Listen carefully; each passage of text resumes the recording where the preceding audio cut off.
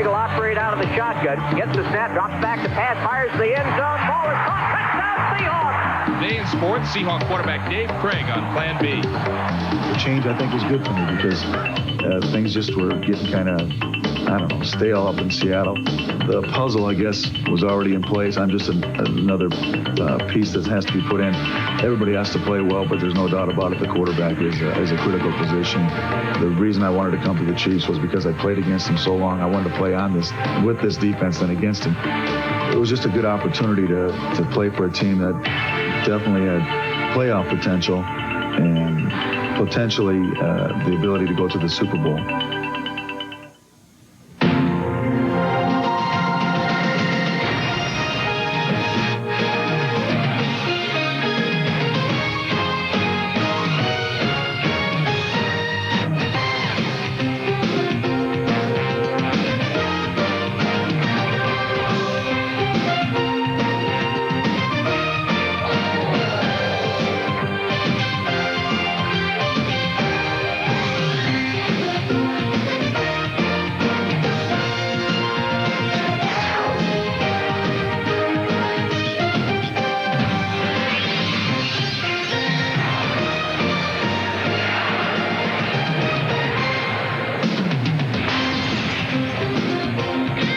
The AFC West race tightened up considerably today as Denver lost to the Raiders and Kansas City now has a chance to tie for the lead with a win in Seattle tonight.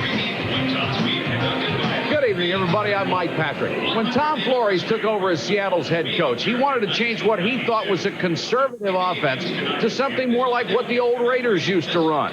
But with a tremendous rash of injuries, this offense has produced only 59 points in 10 games, and it's well on its way to a modern record for futility, not what he had in mind. The frustration has been not being able to do what I want to do, not being able to do what I've done in the past, and realizing that we've got a ways to go. Not a long ways, but it's hard to convince people that when you're 1-9. Tonight, Tom Flores will face a Kansas City team that many thought would be in the Super Bowl. They were missing one piece of the puzzle, and that was the quarterback, Dave Craig. They got him in Plan B from Seattle in the offseason. And, Joe, he has had to adjust to a different offensive system than the one he played his entire career, and that's not easy. It really isn't, Mike. When you take into consideration, and people forget that Dave Craig played in one system for 12 years, he has had to go to another system and really unlearn. That's caused him to think as well as get out of rhythm. So Marty Schottenheimer last week against the Washington Redskins wanted to get him back into rhythm. For example, take a look at the quick three-step drop, hitting the quick post. Out of the shotgun, 3 steps, fire the ball. Again, out of the shotgun, a 5-step drop. 1, 2, 3, 4, 5, and fire. One of the finest throws I've seen all year in the league. Now what happens when he gets out of rhythm? Has to hold it a little bit longer, bang, it goes into the ground. If there's anybody that knows David Craig, it's the Seattle Seahawks and their defense. You can bet they're not going to line up and just let Dave Craig pick them apart tonight. But the best way to stop Dave Craig, just don't let him get started. Marty Schottenheimer has rebuilt the Chiefs, taking them to the playoffs the last 2 years. He took the Browns to 4 playoffs and 2 AFC championship games. Tom Flores, in his first year as head coach in Seattle with the Raiders, he won 3 AFC West titles, coached 2 Super Bowl winners, the only AFC wins in the decade of the 80s. The last time these teams met, September 13th, and it was all Kansas City. They won it 26-7 as Seattle committed 4 big turnovers in that ball game. Seattle has won the toss. They will receive as we are set to go from the Kingdome.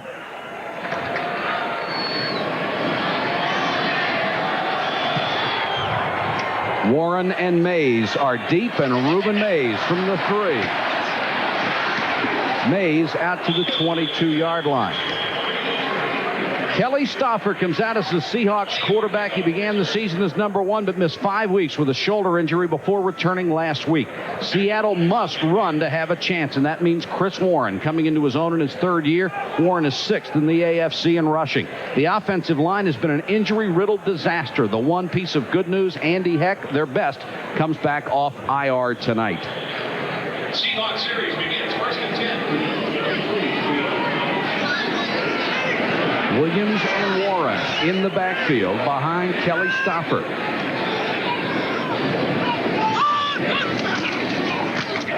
And it's Warren across the 25 near the 27-yard line. At Kansas City defense, Neil Smith finally living up to his billing, making the Pro Bowl last year. This season, he already has a career high in sacks. His 11.5 leads the AFC. Superstar Derek Thomas, second in the conference in sacks. A Pro Bowler his first 3 years. He makes more big plays than anybody. Kevin Ross, still a premier corner, excellent in coverage. He is also a punishing run support player. Thomas, the heir apparent to Lawrence Taylor, a little more restricted in the 4-3 defense that Kansas City has gone to. But Thomas tonight matched against a rookie when he rushes. Yeah, and it's really not fair. I mean, you'd think that Ray Roberts, if this was his first game, coaches on Seattle would be really concerned. But he's played a little bit. He's had a chance to study Derek Thomas. The thing, though, Mike, is Derek Thomas on AstroTurf gets off the ball so quick and comes around the corner. And that's the big thing that Ray Roberts has to be careful of, is not letting Derek's great athletic ability beat him around the corner. Roberts, the first-round draft choice out of Virginia, 3rd and 4, and Thomas gets ready to come.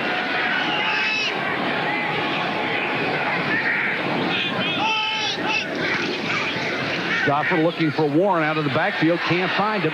Now throws it right down the middle. Had a man open. It's picked off. Intercepted by Charles Mincy, the free safety. And Kelly Stauffer simply threw it up for grabs.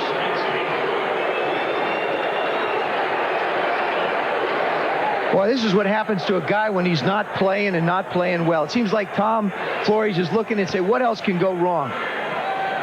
Good job by the offensive line. Great time. He wants to go out to the left flat. He wants to try and get Chris Warren. Now he just hangs it up down the middle. Lost complete sight of the free safety. Had no idea where Mincy was. Stauffer came back off of injured reserve last week. They wanted to bring him along slowly, but Gelbaugh was hurt last week, so they threw him into the breach. This is his first start in 5 weeks. Dave Craig returns to Seattle for the first time since the deal. Hands it off to Word, off the left side, and Word near midfield. At Kansas City offensive course, quarterback by Craig, perfect for the play-action passing game. He broke a 3-game slump last week with over 300 yards against Washington. The Chiefs with 3 talented backs. Barry Word gets the start tonight. 7th in the conference in rushing, has 2 100-yard games on the year. That huge offensive line perfectly suited for the ground game. John Alt has played at a Pro Bowl level for a long time at left tackle. Word is the single setback, 3 wide receivers for Craig.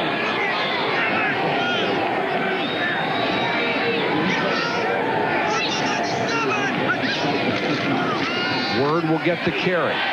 Runs into his own man, and Cortez Kennedy, number 99, was the man who messed up the timing of the play. He was 3 yards deep in the backfield. David Wyman made the stop. Teams get tendencies. When you go 2 wide receivers and a tight end to the top of the field, you see the Seattle defense slant that way. Dave Zott just really never has a chance to cut off Cortez Kennedy. Cortez there to turn the play back.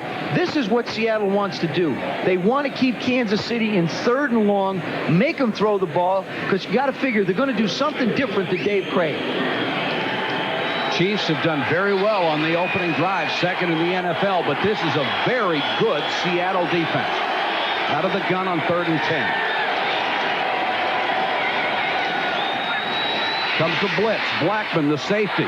But they make the pass complete to the Hargain. He's knocked down at the 50. Mike, you know why that's great? That's great defensive coaching. If you blitz on 3rd and long, everybody knows what the blitz breakoffs are. You know where David's taught to go, so you tackle the guy, and that's all you want to do. Let him complete the 5-yard pass. It's okay. That's just great defensive strategy. There's Rusty Tillman jotting down the play. Now the defensive coordinator, Tom Catlin, taking over still as a coordinator and assistant head coach. Great job of coaching defensively by Seattle. Brian Barker comes in to punt. Marty Schottenheimer said he'd been in a slump, came out of it last week. Chris Warren is back to receive. And this one's sailing over Warren's head. It will make the end zone. There's a flag down at the line of scrimmage. A punt of 49 yards. We'll check the penalty. Howard Rowe is the referee tonight.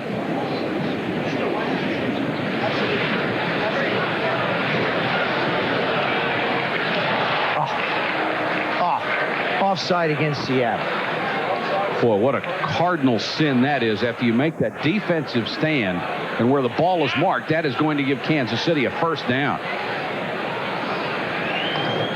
Defense, number 27, lined up in a neutral zone offside. 5-yard penalty, first down.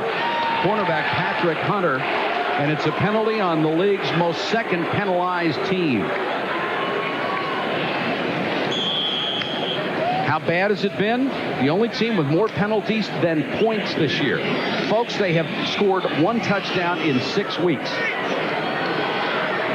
So Seattle gets the ball back, or Kansas City gets it back in Seattle territory. Word on first down. Plenty of room, straight up the middle, and he breaks it. Barry Word, 45 yards, touchdown.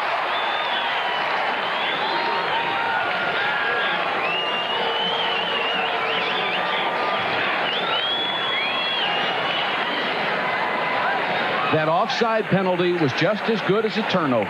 It gives them 4 new downs. It gives them life. It takes the air out of the balloon for the Seattle team. They make a mistake. All of a sudden, they run it down. Watch them cut back, though.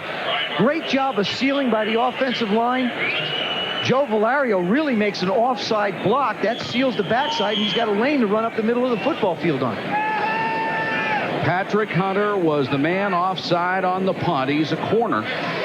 And that was the longest run of the season for Barry Word, and Nick Lowry is on for the point after. And a very silent crowd that has seen it all before this year sees Kansas City take a 7-0 lead.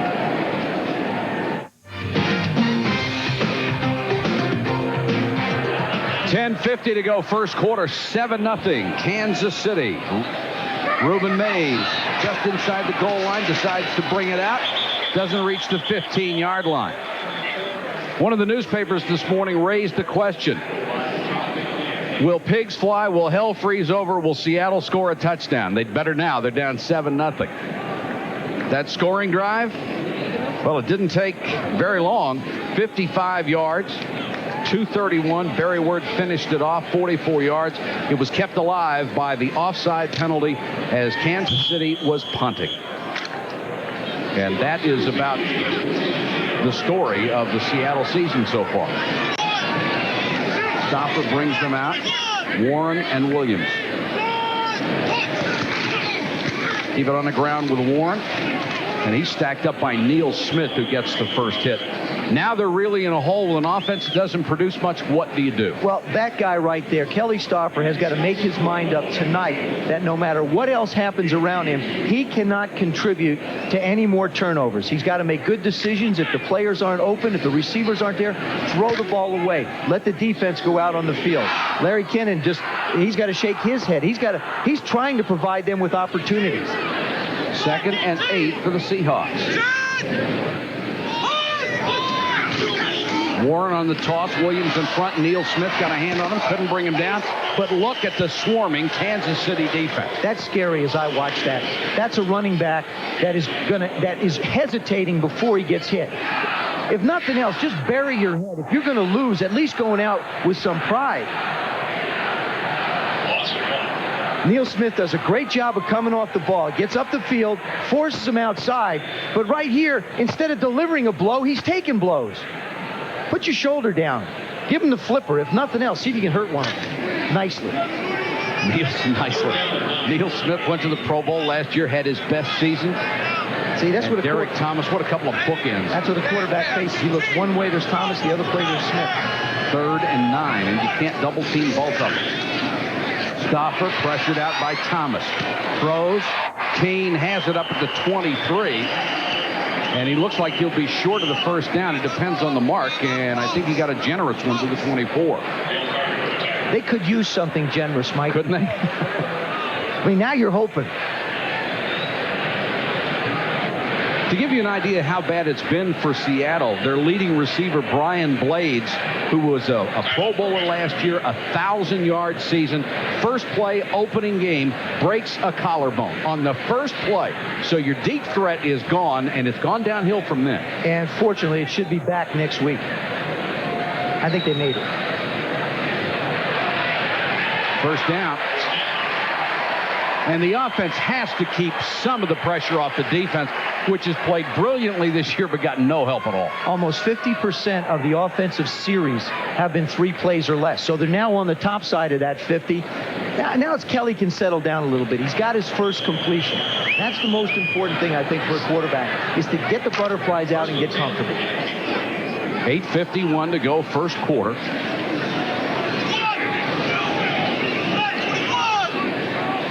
And Warren flanks out as Williams is the setback. And they'll go to Warren on the reverse. Kansas City just pursues so well. Will be a gain of about 4. They stole the ball, and Kevin Ross came out with it, but after the whistle. Mike Evans was chasing down the play from a defensive line spot. A tough thing to do when you're playing against a defense that's got so much natural speed, and particularly in one individual, Derek Thomas. He starts the flow. Now he picks it up, but James Jones gets a hold of him and manages to get under the hands. Great block by Jones. Warren again. He's like he's lost out on the field. He doesn't know whether he wants to go down or hit somebody. He's got to make a decision. 2nd and 6.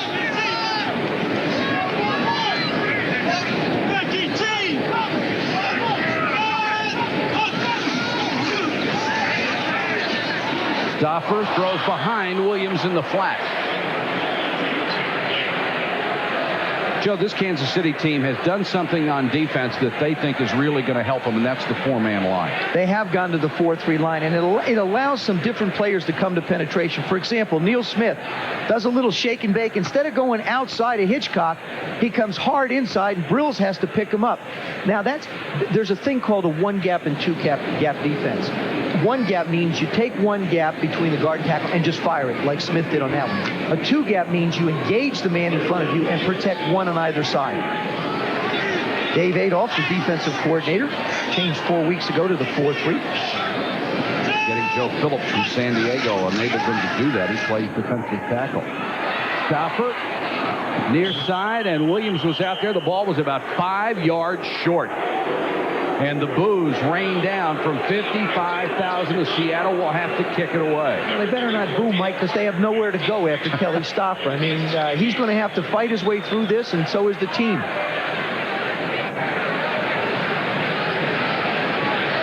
Rick Tootin will come on to punt to the dangerous Dale Carter, who goes back to the 30-yard line to wait for it. Carter, 8th in the conference, great return man in college when he played at Tennessee.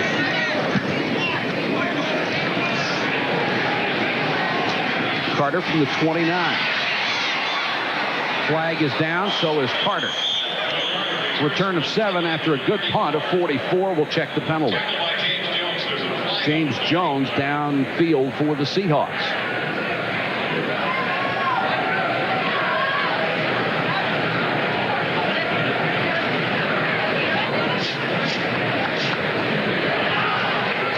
The old illegal block we've seen so often on returns. On return, number 48, receiving team, 10-yard penalty, first down. So Kansas City will start from inside its own 25 when we come back. It's 7-0 Chiefs. Kansas City leads Seattle first quarter 7-0.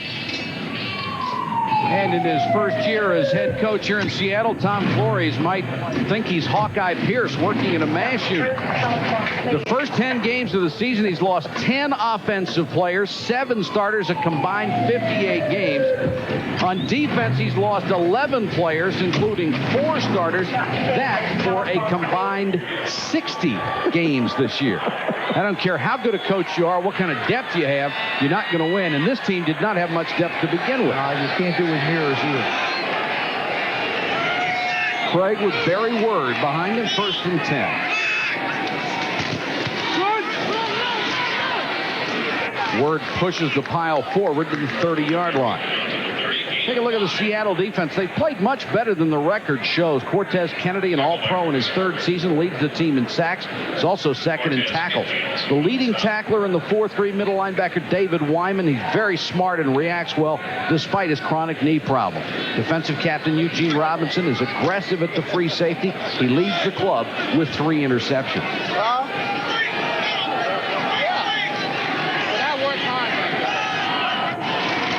On 2nd and 5, Word straight ahead again, just grinding for about 3.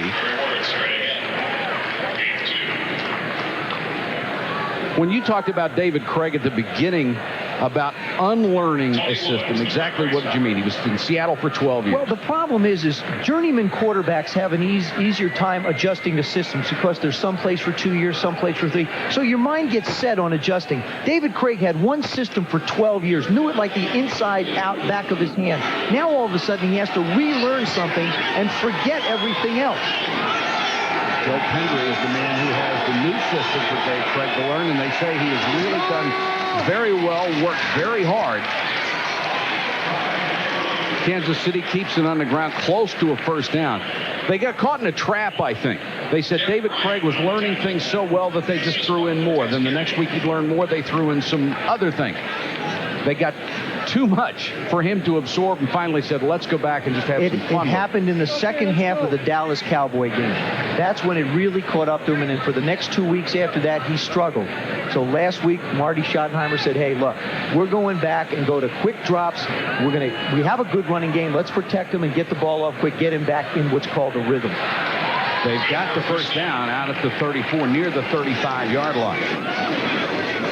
Craig is one of those guys who labored in relative obscurity playing in Seattle for 12 years, been to the Pro Bowl 3 times. He's an outstanding streak passer. When he gets hot, there's nobody that's any better. And I'm looking for him to run a little bit of play action right now. They love him, obviously, here in Seattle. Big part of the community when he was here. Still has warm feelings about it.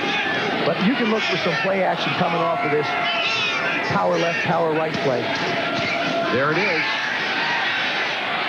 Straight down the middle. Complete. Barnett wide open. Knocked out of bounds at the 36. Patrick Hunter knocked him out of bounds. Barnett had a huge game last week against the Redskins. Had to happen. And Barnett is a unique receiver. He has a lot of speed, but he's also very big. He's 6'1", 201. And that's the one thing that Dave Craig says about him. He has great ability to get up the field and make things happen with the football.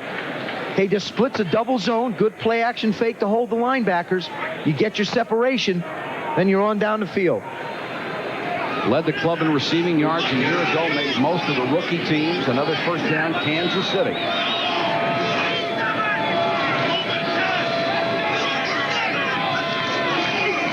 Word. No place to go, and Joe Nash is in there among the pile, along with Tony Woods. Tom Flores, the one thing he did not change when he took over as head coach was the defense, which year after year under Tom Catlin has done a fine job of shutting people down. And Joe Nash, who they really didn't expect to play a lot, has come in, done an excellent job. Tom Catlin on the left, Rusty Tillman on the right. Rusty he's got a beard like Tom. He started coaching like Tom because he grew a beard. 2nd and 9. 3 wide receivers set. Word the setback.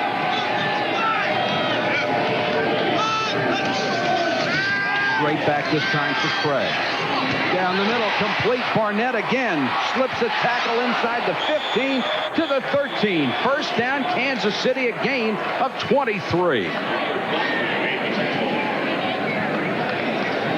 Whether you're taking 3 steps or 5 steps or 7 steps, you have to have protection. Tim Grunnard, number 61, the offensive line center. Look at him just stop Cortez Kennedy. And when he doesn't stop him, he creates a throwing lane for Dave Craig. Barnett right down the middle. This is what we talked about before. He's tough to bring down. Tough to bring down. Gets his hands on the ball. Wants to get more yards. Craig, 3 out of 3, 57 yards. Play action again. Craig throws in the flat. McNair spotted at the 6-yard line. Run out by Dwayne Harper. Dwayne Harper took him out of bounds. Everybody talks about quarterbacks, but the quarterback of the offensive line is the center, number 61. You saw him snap the ball again, turn quickly on Cortez Kennedy. Howard Mudd, the defensive line coach, says he's the best finisher he's ever had, which means once he starts a block, he goes until the whistle blows entirely. Chiefs inside the 20 has been superb.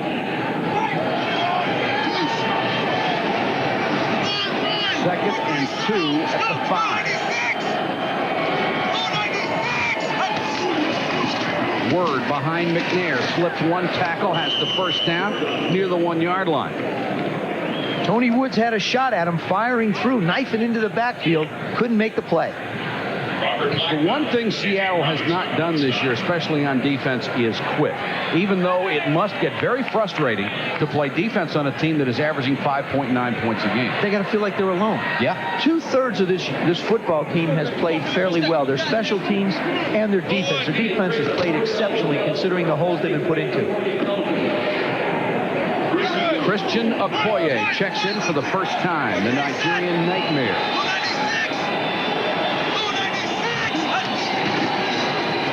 Craig, play action. And just throws it away.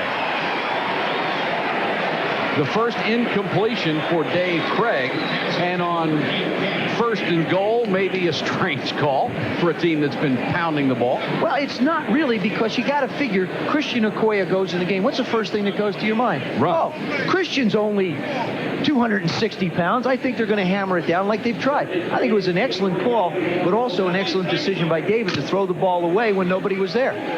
10th play of the drive. Okoye has seen his number of carries cut this year as they have played Word and Williams along with him at the running back spot.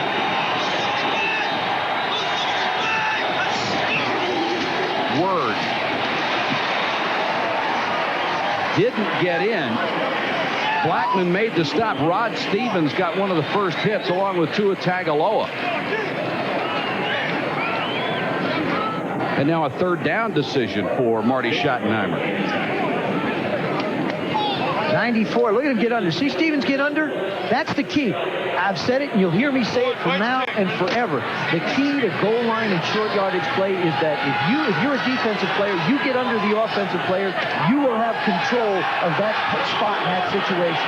That's middle linebacker David Wyman.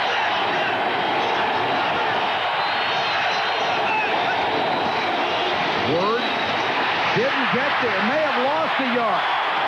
What a defensive stand by Seattle.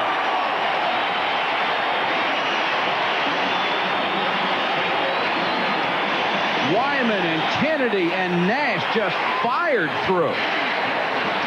Dave Wyman, number 92. If you're going to try and run up the middle, your linebacker's got to make plays. Look at him go in. Head to head, and you win, Dave Wyman. No hesitation. Reads the hole, fills the gap. Coaches will always tell running backs, we're going to give you one guy to miss. Normally, it's a defensive back, not a linebacker. So Nick Lowry, the most accurate field goal kicker in the history of the NFL, is on to try one of 20 yards.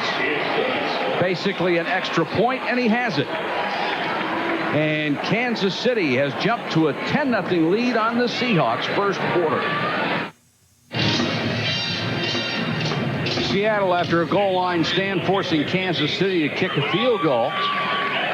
But it's 10-0 Chiefs with 51 seconds to go in the quarter. Tom Catlin with his defensive charges, going over a few fine points. Great job by Seattle's defense.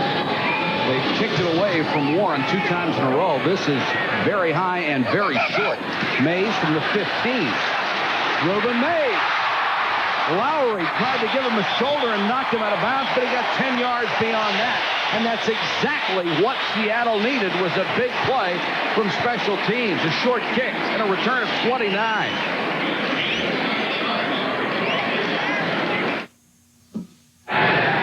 .41 seconds to go. First period. Seattle, after a big special teams play, will have the ball at its own 45-yard line. There it is, folks. Possessions first in the league. Plays, 4.6 plays per possession. 71 punts first in the league. Touchdowns, 5. Last in the league.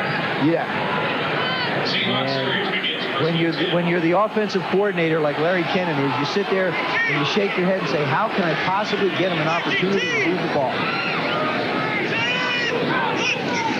First and 10, Stoffer to throw.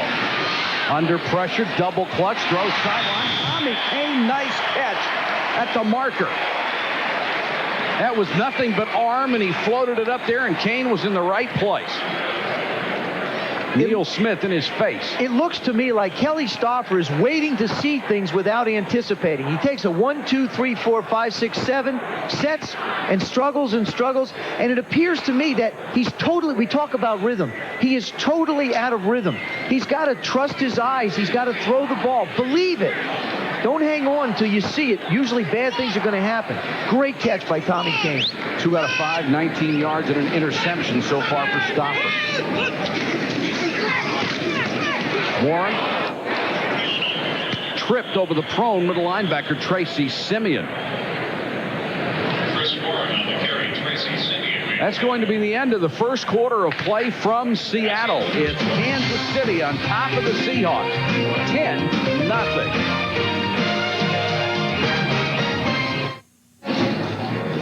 Throughout his 12-year career in Seattle, Dave Craig had the label of being an inconsistent or a streaky quarterback. We brought that up to him last night. Thought he had an interesting answer. Well, regarding streakiness, Dave said, hey, look, I'm not streaky. I just have a bad day every now and then, which he did. The other thing is what is a consistent quarterback? A consistent quarterback is one who, number one, doesn't throw the ball and put the offense in bad situations, and number two, manages to make third downs and make plays to keep the ball moving.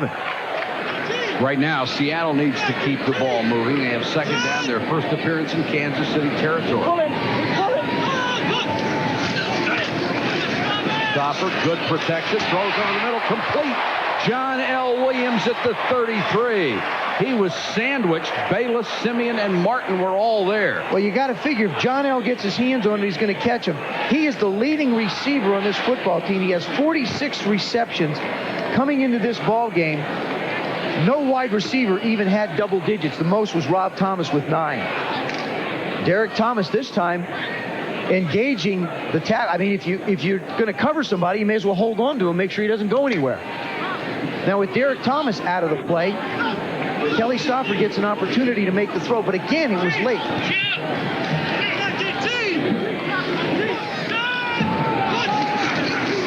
Stoffer straight back to throw again. And throws this one incomplete, intended for his tight end, Ron Heller. Of course, Derek Thomas has had to play more pass coverage since they have switched to the 4-3, but he's a good enough athlete to do anything that you can ask him. He's the finest linebacker in football today. I mean, matter of fact, Lawrence Taylor has anointed him such as the new king of linebackers. Of course, Derek, taking that into consideration, says until LT makes it official, LT is still the king. There's no question. He doesn't want to assume the crown because the crown still is on one man's head. And there's the numbers against the Seahawks to give you an idea of what a nightmare he's been for them. Set an NFL record with 7 sacks in a single game against him. Stoffer hands it off to Warren, cuts it outside, and knocked out of bounds near the 25-yard line by Dale Carter. He can play against the Hurricanes. 3rd and 3 Seahawks. Fake the end around. Stoffer pressured by Smith. Floats it for the end zone. Tommy Kane. There's a flag on the play.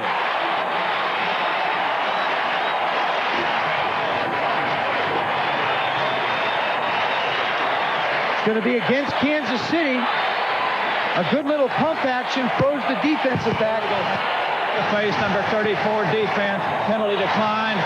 Touchdown. And pigs do fly. I just saw one go by here, and it landed in Tommy Kane's hand. Good move. There's the shot to the face. There's the penalty. Kane does just a little hesitation. He sees the ball. Oh, he does a nice job of selling it. Does a nice job. Tommy Kane playing like they'd hoped he'd play with blades down, assuming the leadership role. Tommy Kane, 3 catches, 44 yards tonight. The 3rd touchdown of the year for Stoffer, and John Casey is on for the point after.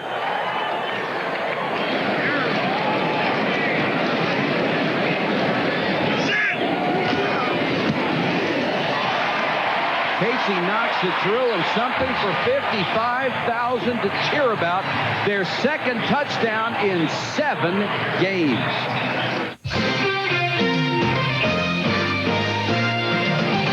ESPN Sunday Night NFL is brought to you by McDonald's. What you want is what you get, guaranteed at McDonald's today. By Bud Dry, for a beer that's refreshingly different, try Bud Dry. And by Cadillac, changing the way you think about American automobiles. Williams and Jones, the deep men on the kickoff, and Jones will return it for Kansas City. Stumbles across the 25 to about the 26-yard line. Let's go back to the touchdown and see what a nice job that Tommy Kane did on that play. That's the first touchdown in 4 weeks at the Kingdome, so they've got something to celebrate a little bit.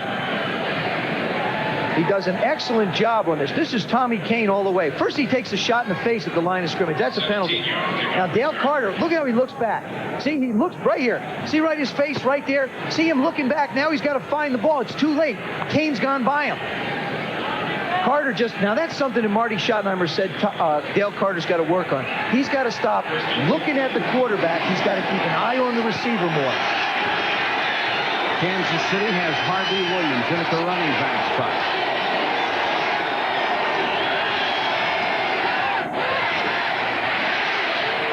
Craig gets it to Williams on the screen, and what a great play by 11-year man Joe Nash. You know what you're getting from the Seattle Seahawks? I mean, and this is something they haven't had all year. You're getting individuals making plays. Tommy Kane on that ball on the sideline for a first down, keeping both feet in. Tommy Kane getting a shot in the face, making a play on the ball. Joe Nash keying and making a play on a screen. Individuals making plays. That's what this guy needs. Tom Flores needs his players to make plays. Really a triple threat for Kansas City with the 3 backs. Harvey Williams is the game breaker of the 3. He's in there now on 2nd and 8.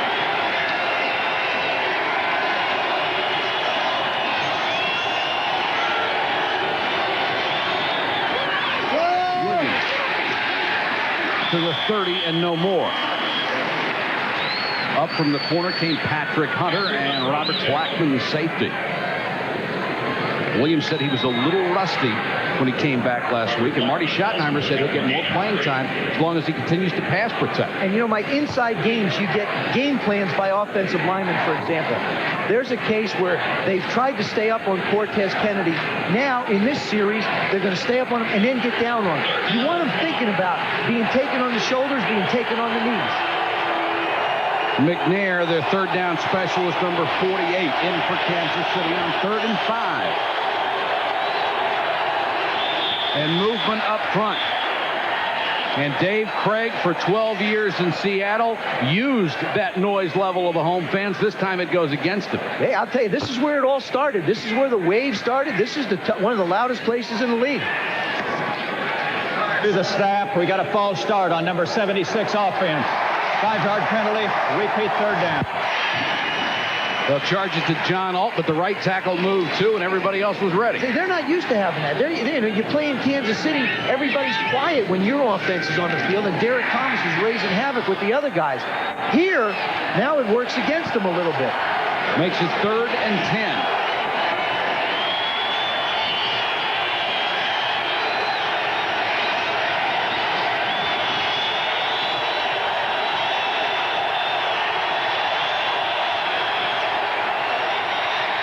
Craig in trouble. They sack him at the 16.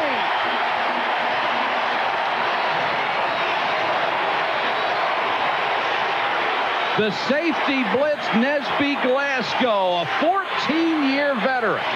Nesby Glasgow is considered the linebacker of the defensive backs. You'll see him, number 22, the right side of the screen. Now, what he's going to do is after the play is set, he has an advantage now because the offensive lineman can't fire out. He hesitates a second, waits for everybody to get their blocks, and then he goes. Parker to punt. Seattle looks like they may rush this one. Here they come. Parker got it out of there in a beautiful soaring kick. Warren all the way back to the 26-yard line. A 55-yard punt as the Seahawks went after the block.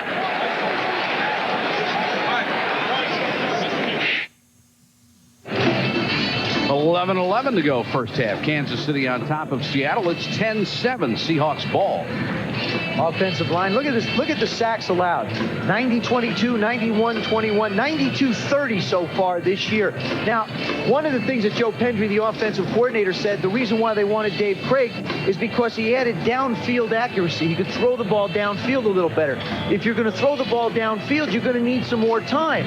Consequently, you're going to hold the ball a little bit longer, and you will wind up taking more sacks. And also, David said the other night that it would take him a little longer to throw some passes because he wasn't sure of his reads in his new offensive system. Stopper will give it off to Warren, and Warren piles forward to the 30. Joe, on the last series, the one thing I thought Seattle did very well that crossed up Kansas City was throw on first down, and that's something they had not been doing. Mike, in the 4 offensive series that they've had, they've run on first down 3 times, thrown only once. The one that produced the touchdown was the one that they threw the ball. They're going to have to do that through the course of the game. They'll get anywhere between 12 and 15 opportunities. They're going to have to keep it balanced. Neil Smith and Derek Thomas. What a combination. And they've got a lot of help on this defense, too. 2nd and 8, Seattle. Stopper straight back to throw. Throws underneath to Williams. Lost the ball. They're saying it's incomplete. And it was Chris Martin, the outside linebacker, who knocked it away from him. Kelly Stopper getting good offensive line protection. Bill Hitchcock, number 76, does a nice job with Smith. Smith's got gigantic arms. I mean, they're long. He's got a 38-inch sleeve, and it's very difficult for an offensive tackle to get to the body of Neil Smith and control him. You got to get to the body to control him. He's doing a good job of fighting those hands off and gaining control. 3rd and 8. Both wide receivers to the far side.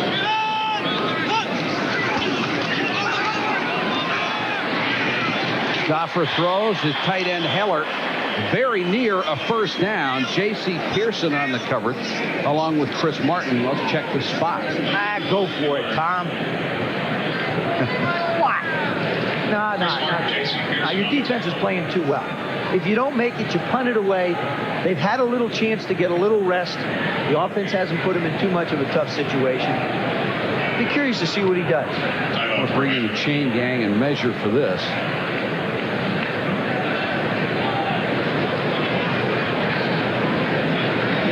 Interesting. Of course, Kansas City has the worst rating on 4th down. They're ranked 28th in the league. So, you know what the fans want to do? That's just good coaching. All the coaches without contracts. Everybody's sitting there yelling.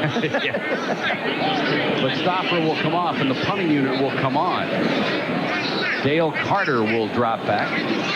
The punter is Rick Tootin. I mean, it would be exciting if they made it. But what happens if they don't? You're back in the ball game at 10-7. Now you give them the ball on your own 38. This is a good decision. There's no percentage in it. Tootin 4th in the NFL in punting yardage. Carter has already returned 1 punt for a touchdown this year. The first time he touched the ball in the regular season against San Diego. Tootin with a blast. Carter at the 10. And tripped up as he got back to the 17-yard line. A 53-yard punt. A return of 7. Kansas City with the ball when we come back. Kansas City with the ball and the 10-7 lead with 9:43 to go first half of play. Mike Patrick and Joe Theismann with you from the King Dome in Seattle, where the Seahawks have scored their 2nd touchdown in 6 weeks. To cut it to a 3-point game.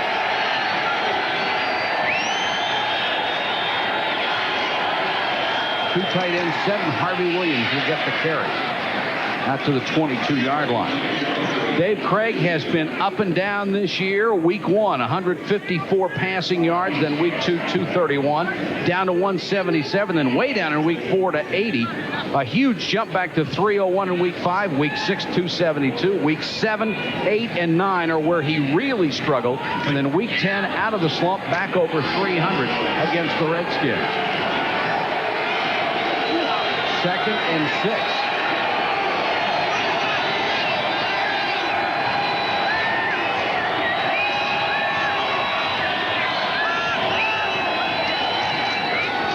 Williams again. And the Seahawks playing their safeties right up on the line of scrimmage. That time, Robert Blackman, the strong safety, was closer than the linebackers.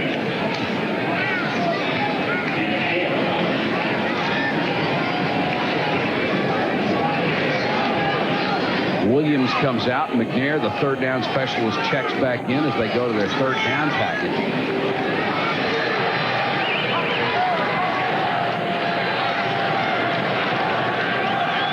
A little onus on Kansas City now. Exactly. Now they got themselves into a ball game here. Third and a yard and a half. They go to the shotgun.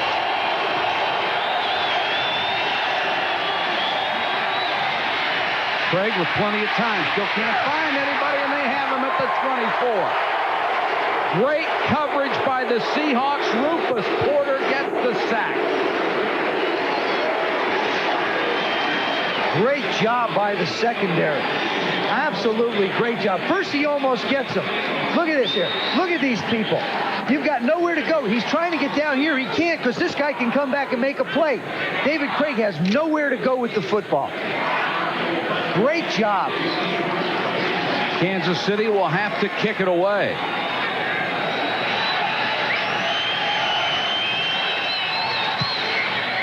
Parker floats another one. Chris Warren waits back at the 27. Flag is down, and Warren run out of bounds, and we will have the, you guessed it, the illegal block in the back after a return of 14 and a punt of 49. It's going to be against Malcolm Frank, number 31. Just after Warren caught the ball, he pushed the KC guy by him. Flag came out of nowhere.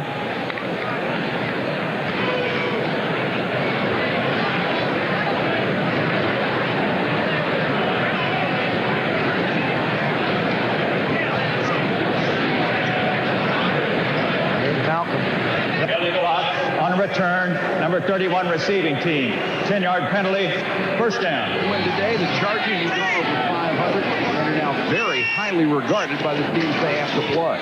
First down, Stoffer to throw. Almost intercepted by Thomas. He had 22 yards of AstroTurf in front of him for a touchdown, and not a good throw by Stoffer. Derek Thomas, you'd expect him to rush. He runs down, but now they're going to be back in the flat. Now, this is a little unusual for him. The ball was thrown to the inside. I mean, the only thing he doesn't have, there you see from the goalpost cam, Stoffer's got to get that ball up over the linebacker. It's an out pattern. It's a deep out on the sideline. You got to throw it more than 4 feet off the ground. Second and 10. Warren breaks the tackle across the 33 to the 34-yard line. First down, Seahawks. The third-year player out of Ferrum College. This is scary. If you're Kansas City, this is scary because all of a sudden, Seattle's making plays. And if they start believing, and you're getting the offensive line, look at the job Bill Hitchcock does on Neil Smith. I tend to think that Kansas City came in here looking at the record 1-9, and I know Marty had him ready to play, but sometimes you can't get totally into guys' heads. Very difficult to get up for a team that has scored 1 touchdown in 6 weeks and has a 1-9 record. Stoffer again to throw on first down. Neil Smith being double teamed. Stoffer for Kings, wide open and underthrow. Carter got back and just got a piece of the ball. Tommy Kane had 5 yards on the rookie. And they're going to, and believe me, Dale Carter has not seen the last of company out there either. Watch this. There's Carter, top left of your screen. Looking back. Tommy Kane does a nice job of selling. He's looking back, peeking back. You can't peek. Right there. You cannot peek back here because the ball's going south. This ball's just thrown too late, but he's got such great athletic ability to make a play. Second and 10, and that is the kind of offense Tom Flores wanted. Go downfield several times, try for the home run. John L. He's stacked up. First man to hit him was Benny Thompson, number 46, came up from the secondary. here at the Kingdome in Seattle, where 55,000 very faithful people have shown up. And here's the Budweiser storyline from the Kingdome. Dave Craig, nearly perfect so far. Kelly Stoffer, not as good numbers, but he does have the touchdown. Tommy Kane, a big first half. And total yards, Kansas City not dominating as you might think they would. 3rd and 7 for Seattle.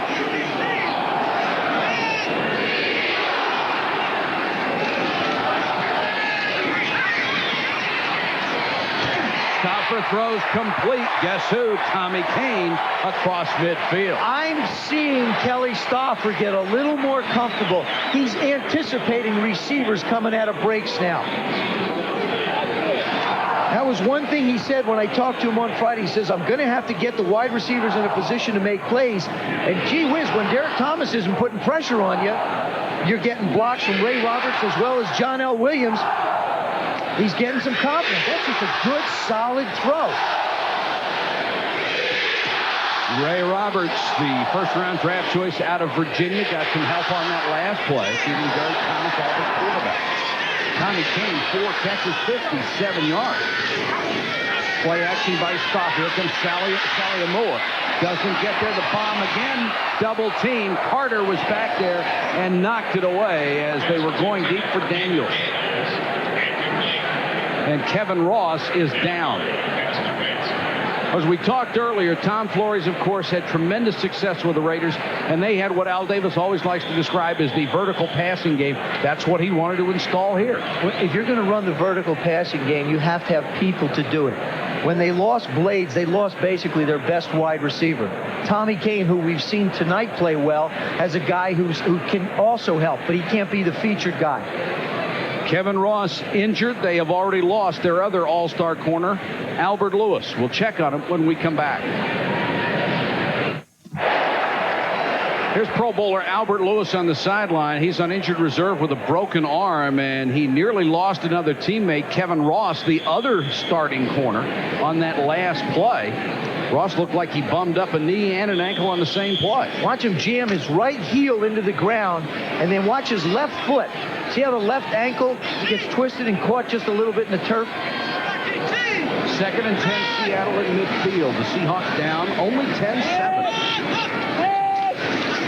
Stoffer has had good protection. Doesn't on this one. He's sacked all the way back at the 40-yard line. You can't do that. You can't. If you got a screen set up, you know they're going to let the defensive lineman in. You throw the ball away.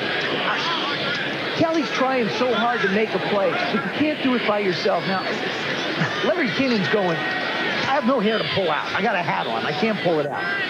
But, you know, your offense is not doing anything. Your defense is doing well. You want to keep this game close. That's the thought process that the quarterback has to have. Don't put myself in a bad situation. Shouldn't take a sack on 1st and 10. Certainly shouldn't take a sack on a screenplay. 2 out of 3 tonight on 3rd and long, but coming into the game the worst in the league. And right now they face a 3rd and 20. That sack by Tom Sims, his 3rd of the year. Stoffer in trouble again. Dumps it short to John L. Williams, and Williams tackled at the 47-48-yard line. Benny Thompson, the first man to hit him. So Seattle went with a conservative call to try to get some of the yardage back, and now they'll have to kick. That's a smart call, too. Benny Thompson picked up off Plan B from New Orleans. A tremendous special team. Yeah, I mean, they pick him up to be a special teams player, but in the nickel, he's already got 3 interceptions and 1 sack. This is the bonus player right here. This is the bonus player of 92. Dale Carter waits at the 10 for the punt of Rick Tooten. Had a good night so far. Carter 8th in the conference in punt return. Not as good a kick this time. Carter from the 13. Look out! He's gone. No flag. 86-yard touchdown.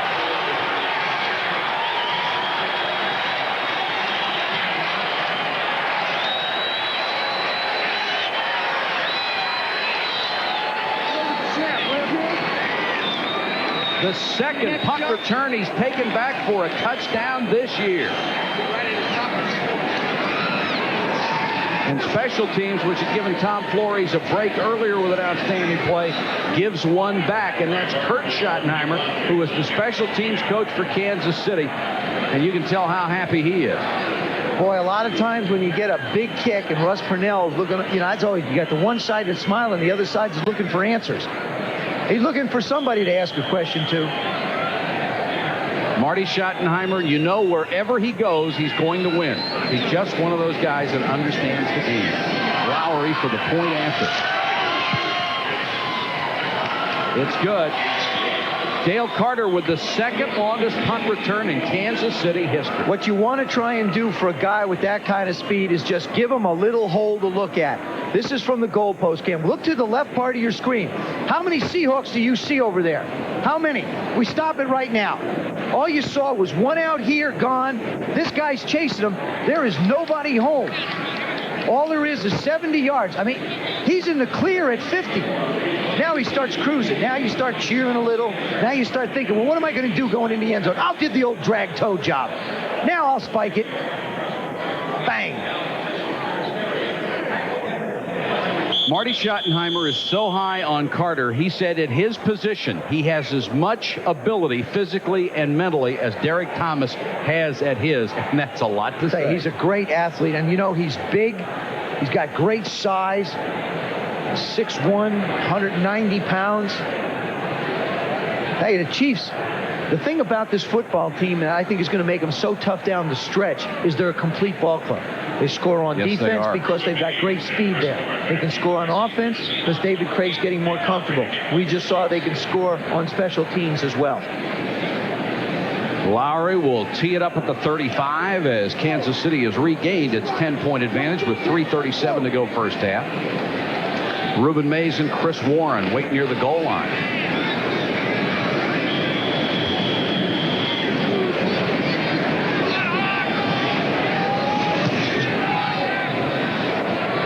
Line drive kick, and this one will get between the return men into the end zone. And Seattle will start from its 20. 17-7. But 14 of those points have come because of miscues by Seattle special teams. The obvious kickoff return there, but also remember on 4th and 5 there was an offside penalty that was followed by a Barry Word big run for the touchdown. And Tom Flores checking on things on the sideline. The injured player for Kansas City was Todd McNair, who was an outstanding third down back who plays fullback and a receiver out of the backfield on third down. And he's an important part of their third down package. I mean, they can ill afford to have him go down because they count on him. He's the guy they've brought in and said, okay, we need you for third down. You're our specialist. We have 3:29 to go in the first half of play. Kansas City jumped on top 10-0, and then Seattle came back and got its second touchdown in 6 weeks to cut the lead to 3, but the big punt return has changed the picture again. 17-7 now, Kansas City over Seattle as they continue to work on Todd McNair. Let's talk about Kansas City for a second here, Joe. I agreed with the people who said David Craig was the missing part of the puzzle. I thought he was perfect for this offense with his play fake ability, and I think he is just now getting to the point where he will show what he can do with this team. I agree with you. I absolutely do. But I think if this football team is going to continue to progress, it's going to progress as David does. As a matter of fact, he said, as we talked to him last night, he said, you know what I did last week? He said, I just went out and decided I was going to relax. I was going to go relax. I wasn't even going to look at my game plan and study it hard an hour before the game. I just put it aside, go out, and let me play football. And that's what he's done. I think, and everybody on this football team has responded accordingly. Once the game starts, if you're still thinking about what you want to do, you're in a lot of trouble. Even an hour before. When I used to walk through the locker room and I used to see guys really studying, I used to get concerned because some games they put a little extra in. Neil Smith on the sideline. We don't know any medical report on him. Kevin Ross, who was hurt earlier, is back in. Neil Smith looks like he has a little bit of a limp. We'll get a report on him as soon as we can. Seahawks, let's see what they can do with the last 3:29 in the half. Warren on the run.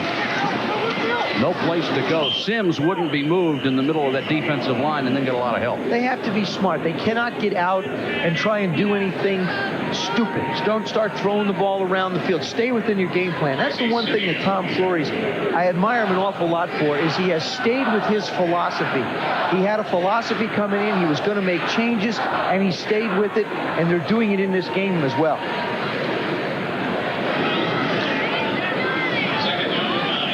Clock winding down to 2:55. 2nd and 9. Split the wide receiver. Williams and Warren at the back.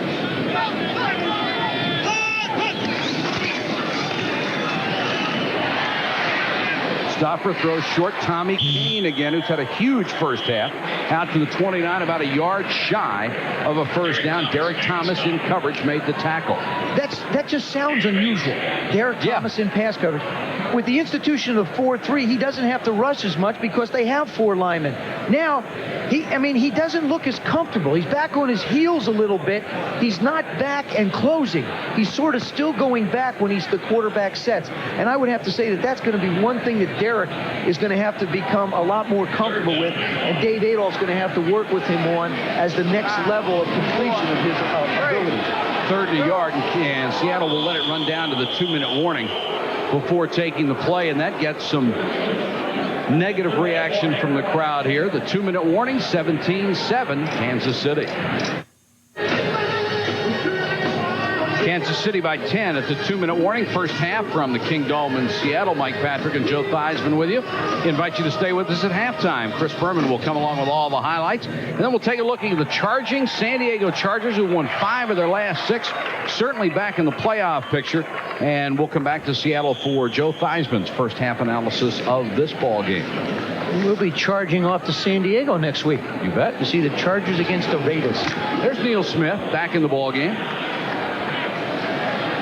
3rd and 1.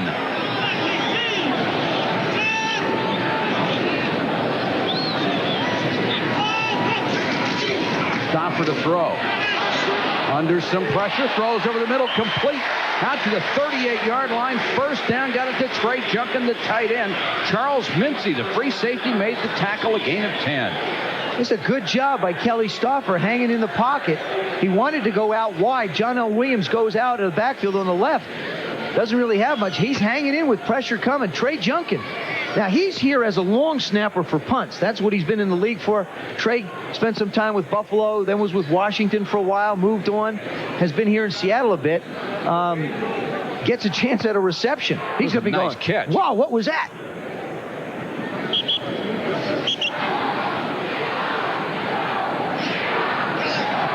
If you've just joined us in the Great Northwest, Barry Word broke a 44-yard run from scrimmage to put the Chiefs up 7-0. Lowry made it 10-0 on a 20-yard field goal after a great goal line stand. Tommy Kane with a 25-yard catch, set up great on the pattern, made it 10-7. Dale Carter, an 86-yard punt return. It's been a game of big plays. Make it 17-7. That's where we are right now. 1:51 to go first half. First down, Seahawks. Mr. Electric out on the corner. He's out there covering Kane. Stoffer to throw. Under pressure. Got away. Loose ball. And now they say it was an incomplete pass. Saliamua, the first man that had a shot at him along with Phillips. Saliamua, another good acquisition for this ball club. Picked up Plan B from Detroit. Well, he's another guy. He just built like a nose tackle. There he is making the play. You can judge for yourself whether you think the ball's loose or not. They blow it dead. Doesn't matter. 2nd down and long. The 2-minute drill does not exist in Seattle. Unfortunately for Seattle on offense, there's a lot of 28s ranking. Yeah. And be a good opportunity for them if they can just get some semblance of a drive going. 2nd and 10. Stoffer pumps, throws in the flat. Very lucky that something serious didn't happen there as Martin was coming up on Chris Warren. Great job by Kansas City secondary. Even the short stuff he can't get off. Martin saw an interception coming his way or the opportunity to level Chris Warren. Ray Roberts working. Now he gets a chance to work on Neil Smith, who's moved to the right side. Doing a nice job. Roberts getting some good hands on him, keeping him away. Now Kelly Stauffer almost makes a mistake. Chris Martin looked up. He might be in the end zone. Good job of defense by Kansas City. 3rd and 10 with 1:39 to go in the half.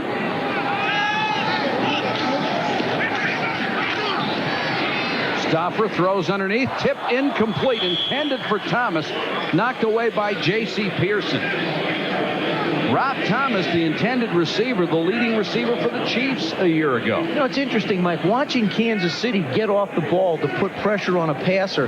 They don't seem like the Kansas City defensive front seven that we're used to seeing, where they're at home and they've got that noise at Arrowhead Stadium, and Derek Thomas is anticipating and Neil Smith is anticipating.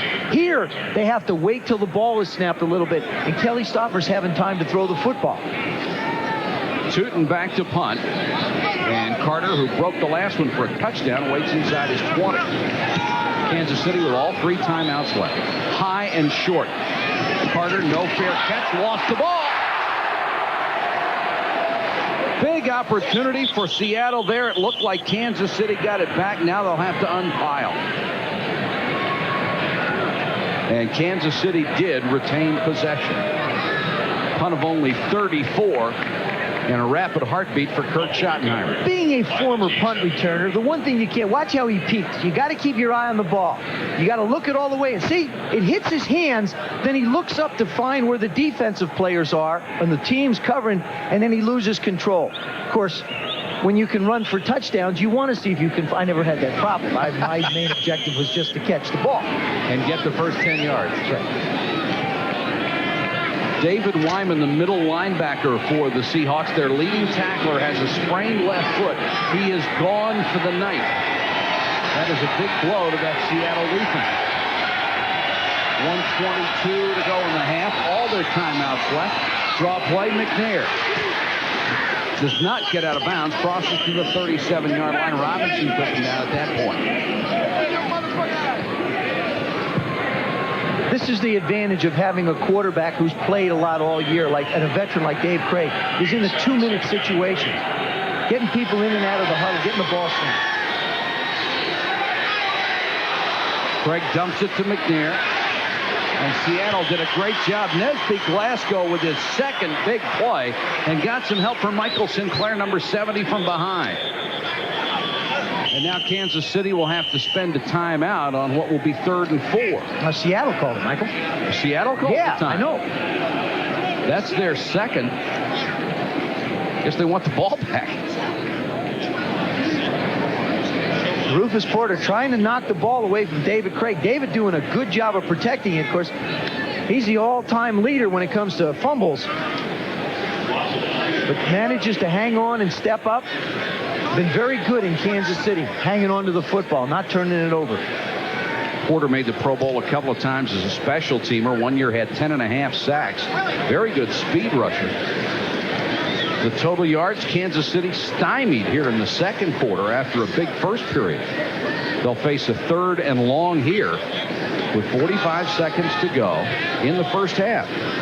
And Craig talking it over with Marty Schottenheimer. I think with the time remaining and the timeouts that they have, you got to try and move the ball, at least to give Nick Lowry an opportunity for a field goal. That's what I'm thinking right now. If I'm on the sideline and I'm part of that, I'm trying to convince the coach I can pick up 30 yards. We'll utilize our timeouts on the sidelines. We can give Nick a chance. If they manage to get the first down here and keep the drive going, Seattle really did them a favor calling the timeout on the last play. But Seattle's defense, they're feeling pretty good about themselves.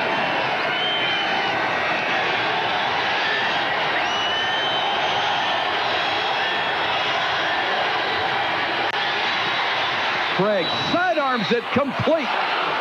What a throw by Dave Craig, and Willie Davis makes the catch for the first down. Dave Craig calls the timeout. Goes over, pats his ex-teammate on the head. Goes over, pats one of his teammates on the head. What a great improviser he is.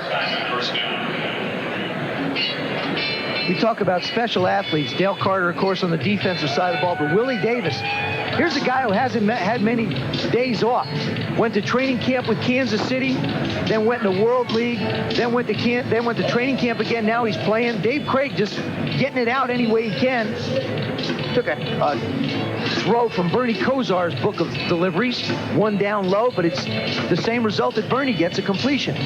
You mentioned Davis. He was on the practice squad for 2 years, then played in the World League. And all at once, a guy who has been injured and almost ignored finds himself leading the NFL in yards per catch, over 20 a game, or 20 a catch. And he's just had a sensational year. 2 of them for touchdowns, 25 receptions. Another one of those big play guys on offense. His long for the year is 74. And they've got some receivers on this ball club, young and quick.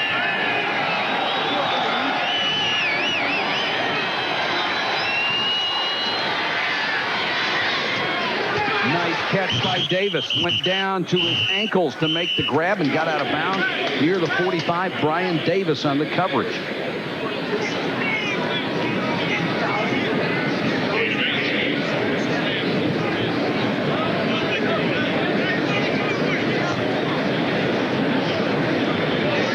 Craig does something before the ball is snapped. He'll lift his right foot. See that lift? It's not for movement. It's not for motion. It's signaling to the center that anytime he's ready to snap the ball, Dave is ready. And that way you don't have to worry about signals from the quarterback. 2nd and 2 with 29 seconds to go in the half. McNair on the draw. And McNair's got the first down to the 42. Nesby, Glasgow, and Tua Tagovailoa make the stop. 25 seconds left. They'll burn their second timeout. This is excellent clock management by a coach and a quarterback. They know they had a plan going in. They know exactly what they want to do. Now I wouldn't be surprised if Dave Craig tries to hit a 15-yard play over the middle to give him an opportunity.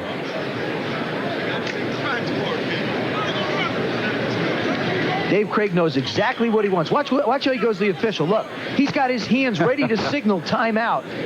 Ready? There it is. As soon as he hits the ground, it's go find the referee. I know you're back here. Still has plenty of time. 25 seconds on the clock. 1 timeout left. From here, it would be a 59-yard field goal, so they need another 10 to give Lowry any kind of a shot. And Kansas City has been terrific in the 2-minute drill this year.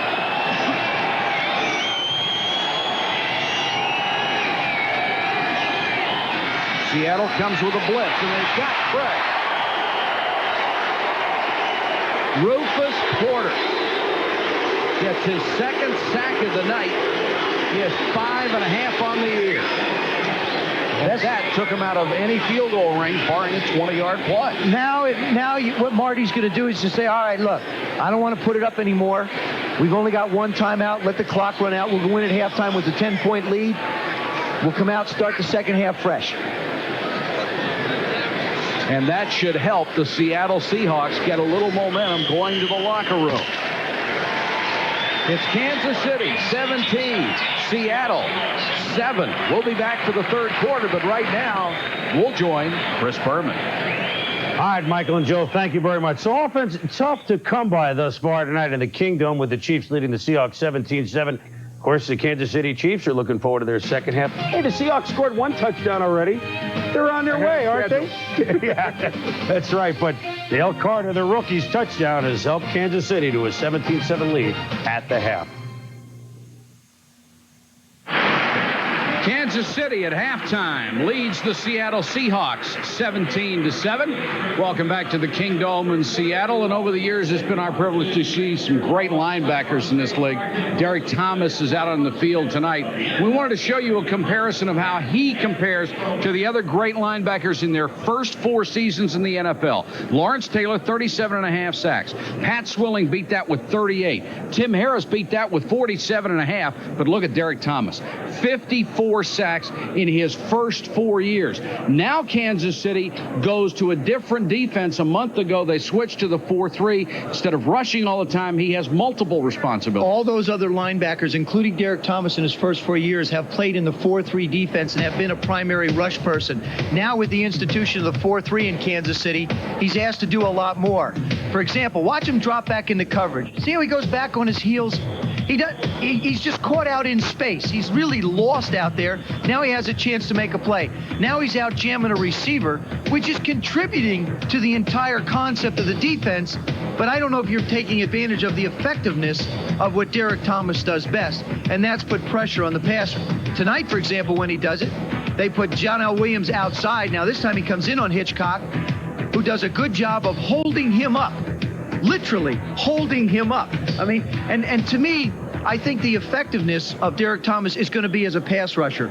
But as a football team, the Kansas City Chiefs will be a better run-stopping team if they go to the 4 down front. He has started now to learn another type of linebacking. Exactly. And I think that once he gets more comfortable, he will again become the Derek Thomas, the terrorizer of quarterbacks. We'll see what happens in the second half. It's Kansas City by 10, getting ready to start the third quarter. We'll be back in a moment.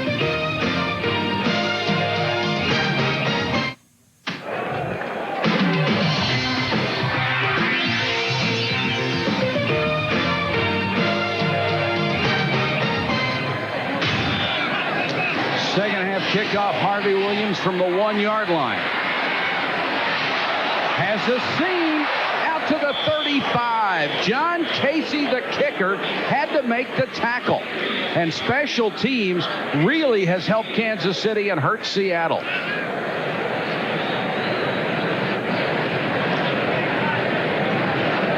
First half stats, rushing yards 80 to 37, and that's really what Seattle had to do, but they outpassed them in the first half. And 80 yards rushing for the Kansas City Chiefs in the first half, I think says a great job for Seattle's defense. But the sacks go against Seattle, and of course the penalties haven't hurt them. It's the special teams play that's hurt Seattle more than anything. Craig to throw on first down, had it tipped. Almost picked off by Patrick Hunter. Got it on the short hop. Every now and then a quarterback is thankful for having a ball tipped. That was one. There's Dave Craig now. Take a look at. He's working the left side, and he's thrown deep down the middle. Been very accurate.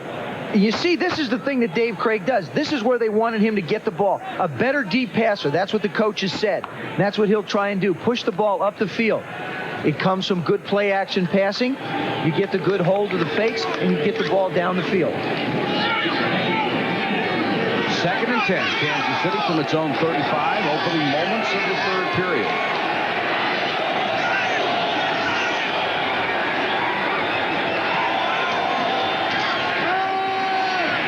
Craig pressured out of the pocket, and they'll get him at the 35. Cortez Kennedy, along with Tony Woods. I tell you, Seattle's front are giving fits to Kansas City. Look at the coverage. Look at the great job. Nowhere to go. You've got all your receivers covered. Everybody's covered. Everybody has got somebody in the area. And, of course, you can only hold Cortez Kennedy out so long. He is really a rare combination of power and speed. Zott, Grunner trying to figure out which way to go with them, and they can't. 3rd and 9. Seattle showing blitz. Back out of it. Craig again, throws it sidearm. McNair can't get it, and Kansas City will have to punt. Michael Sinclair, number 70, nearly got another sack of Dave Craig. Sinclair out of eastern New Mexico. We've seen Seattle in long yardage situations bring a couple of safety men, but really they've been getting pressure on David Craig with just 4. That means they're dropping 7 into coverage. There aren't going to be a lot of places to throw when there's 7 DBs back there in coverage. Warren waits at the 20. Barker takes the high snap.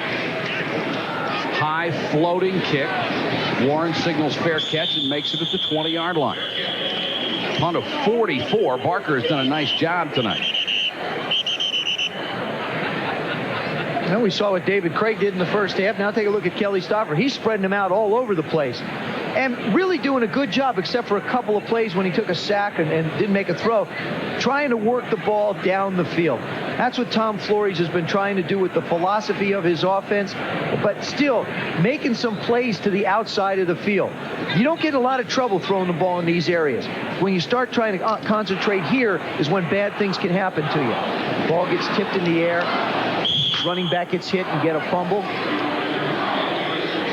Stoffer brings them out, 1st and 10 from the 21. The numbers on Kelly in the first half. Played very well in the second period. Warren behind John L. Breaks a couple of tackles and may have a first down out across the 30 to the 32. Ross made the tackle.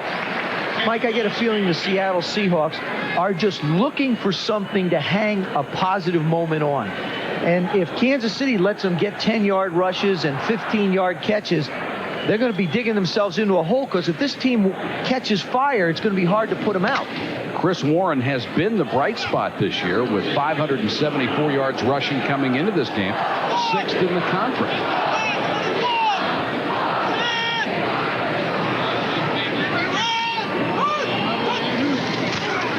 Warren again on the delay, cuts it outside. Ross makes the tackle along with Martin, but not before he gets out to the 37-yard line. 11 carries, 49 yards for Chris Warren. There is a flag down. And some pushing and shoving going on.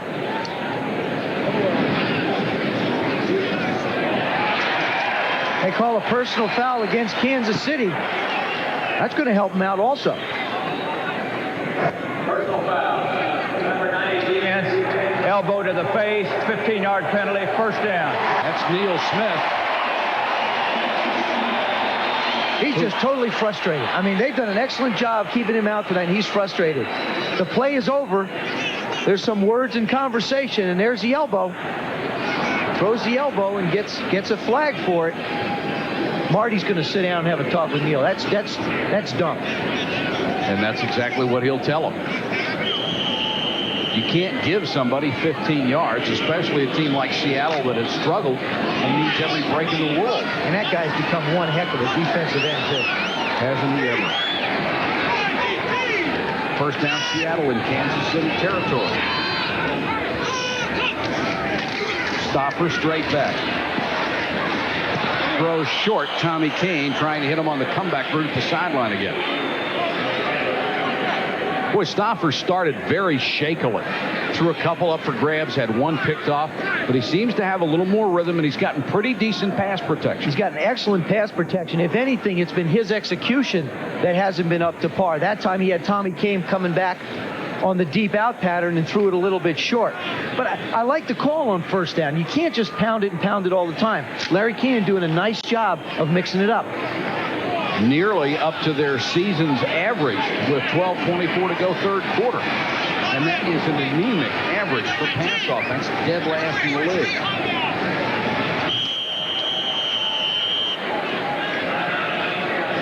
And now Seattle will have to use a timeout with 12:24 to go in the third quarter. 12:24 to go third quarter from the Kingdome in Seattle, where the Seahawks trail the Chiefs 17-7. They have it at the Kansas City 48, 2nd and 10. So one wide receiver. Warren. Room to run. Puts his head down, tries to get to the first down marker, and did. Kevin Ross had to run him out of bounds. You know, it's an interesting philosophy, Mike. When your best two ball players offensively are your backs as far as receiving goes, what do? You put one wide receiver out. That's Tommy Kane. But look at how they've got everybody confined, and look at all the room out here that they're giving their backs to work to. I mean, all he does, he starts up. The offensive line does a good job of engaging the defensive front seven, and then they let the back pick its way to go. You've got Warren running the ball well.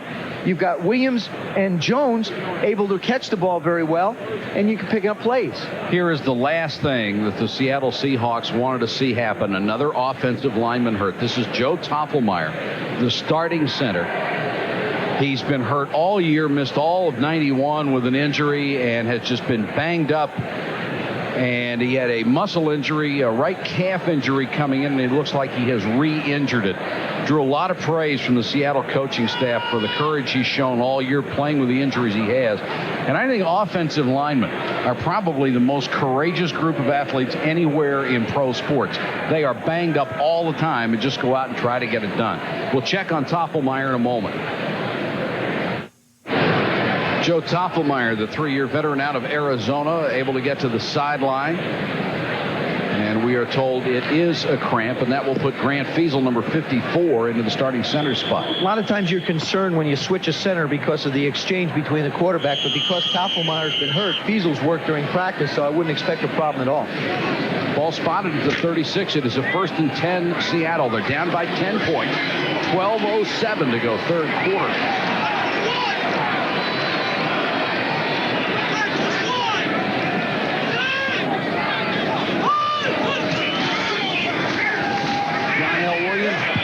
Back. Tracy Simeon, the middle linebacker, just came up and shoved everybody out of his way and dumped John L. Williams. There is a flag down. Well, Seattle has gone to this run formation just trying to challenge Kansas City. Well, you don't have the wide receivers to spread it out, so why try it? I think it's smart. And a clip, and that will really hurt.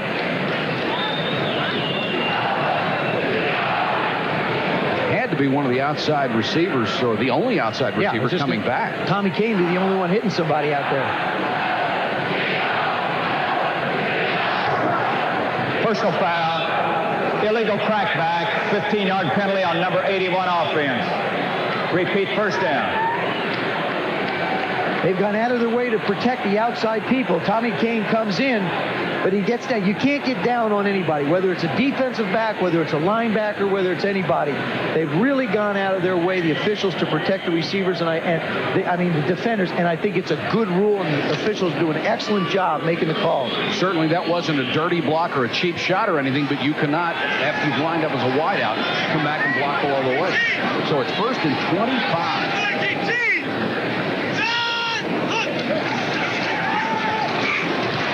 Stopper with time, and then it breaks down, and Neil Smith got there first. The leading sacker in the AFC will get at least a half out of that one. That's it. That's Neil's way of celebrating. He knocks it out of the stadium, takes a little baseball swing. This actually belongs to a coverage sack as well. This is a good job. There he is right there. Now what he's doing, he's just going to come around, and all they do is get pressure. Stauffer's going to try and step up. Nowhere to go. Everybody's back into coverage. Comes, good move outside. Gets by the back. Oh, does an excellent job. Gee whiz. That didn't beat one person, beat two people. Chris Warren had a shot at him, and he couldn't get him. He told us last night there is always a seam between that lineman and the running back. Dan Saliamua messed up the timing of that play, and Benny Thompson finished it off as the crowd did not like the draw on 2nd and 35. Of course, there aren't too many good plays on 2nd and 35. They're the ones you let the coach call. Neil Smith on the outside. I mean, he just takes a hard inside, causes John L. to go the other way. Now, there's the situation where Neil isn't going to get credit for anything. I mean, no sack, no tackle. But he's the one that disrupted the blocking. He's the one that really allowed his teammate to make the play. Said he was nothing but a run defender when he came in the league and wanted to be a complete player. Certainly is. 3rd and a mile. Stopper down the middle. Complete ball comes loose. Kansas City has it. A complete pass and a fumble. The Chiefs recover at the 37. Kevin Ross comes out with it.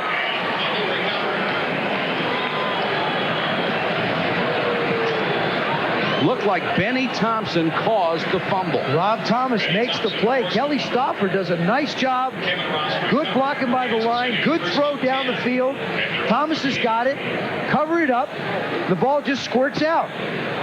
I have to tell you, I watched practice on Friday, and Seattle's receiving corps didn't catch a whole lot on Friday and hang on to the ball. And it doesn't surprise me. If you don't hang on to them in practice, you're not going to hang on to them in games.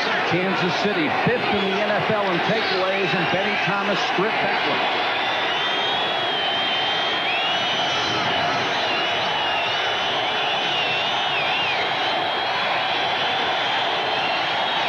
Barry Word. Joe Kane closed from that outside linebacker spot and got a piece of him to hold the gain to about 2. And the crowd really trying to help the Seattle defense.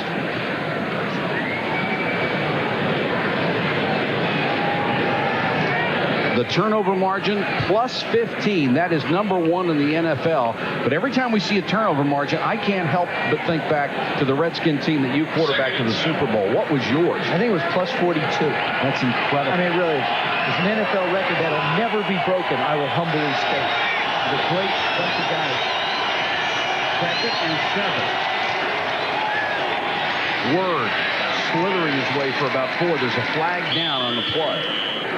Must have had a quarterback in that team that didn't throw too many interceptions. No, I had a great defensive team that just made play after play. I mean, it was incredible how proficient everybody played. Jeff Bryant made the tackle on the last play. We'll check the flag for you. Kansas City walking back as if it's against them. And it is.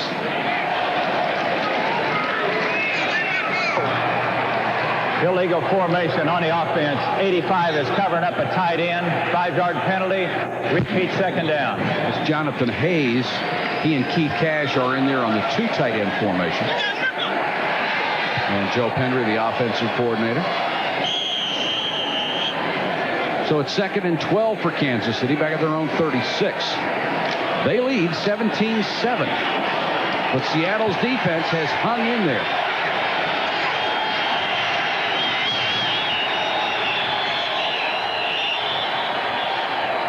And now Seattle will take a timeout. That is their 2nd here in the 3rd quarter. Somebody confused on defense did not like what they saw. We'll be back to Seattle after this. 17-7, 8:59 to go in the 3rd quarter. And by the noise here in the Kingdom, you would swear this team was 9-1 and not 1-9. They are so proud of their defense.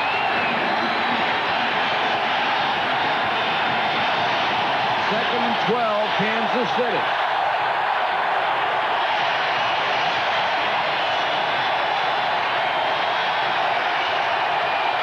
Comes the blitz. There's a flag down. Dave Craig on the other side of the ball. He's used to having to be real tough on the opposing quarterbacks. Now he is one. Jeff Bryant got the sack. Such an advantage when the crowd gets going and the offensive lineman can't pick up the snap count. Holding number 61 offense. Penalties decline. Brings up 3rd down. That's Tim Grunhard, the center. Stevens comes straight up the middle and forced everything out. Number 94 right in the middle comes to the gap. You just got too many people. Grunhard does what he has to do, reaches out to try to tackle him. 3rd and 24.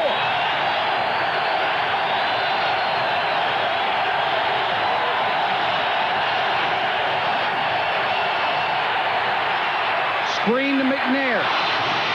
Got away from Glasgow and is hammered. Rufus Porter drilled it.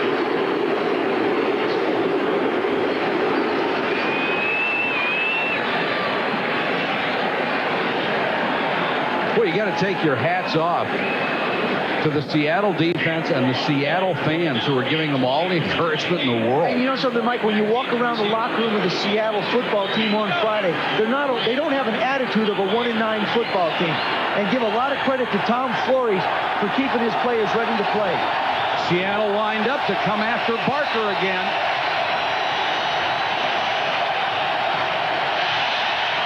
They'll back off for the return, and Barker another high sailing kick. Warren, fair catch, makes it at the 29. A punt of 43 and no return. 17-7 Kansas City, 7:42 to go, third quarter. Being 1-9 can test the ball club's togetherness. Here's what Dave Wyman had to say about the relationship between the offense and the defense. We don't blame anything on the offense. We say, well, we could have done this better. We could have done that better. I think that's why we continue to strive to be better, and why we, have been improving over the last few weeks, is because we don't point the finger and we don't lay any blame anywhere else. When you point a finger out, you get 3 coming back at you, so you have to be careful with that. So we just try to go out and concentrate on what we have to do and let them, take care of their side. And sometimes they do and sometimes they don't. Tom Flores has seen his special teams let him down tonight. Not the defense. They have been superb. A lot of credit trying to stick with an offensive philosophy that he's trying to institute.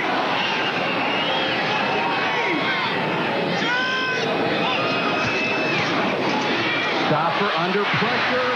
Intercepted. Neil Smith. Touchdown.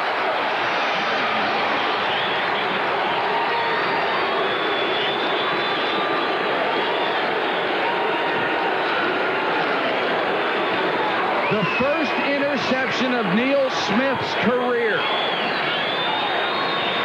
And Kelly Stopper threw it right to it. I wish I could sit here and explain something to you as a quarterback, what he had to be thinking of. The only thing I could think of is it was a screen set up, and he was expecting the running back to be out there. Look at Sally Moore. They go now. John Hell is sliding out. John Hell is sliding out. Now, John Hell starts to slide in. When he threw it, John L. Williams wasn't even looking.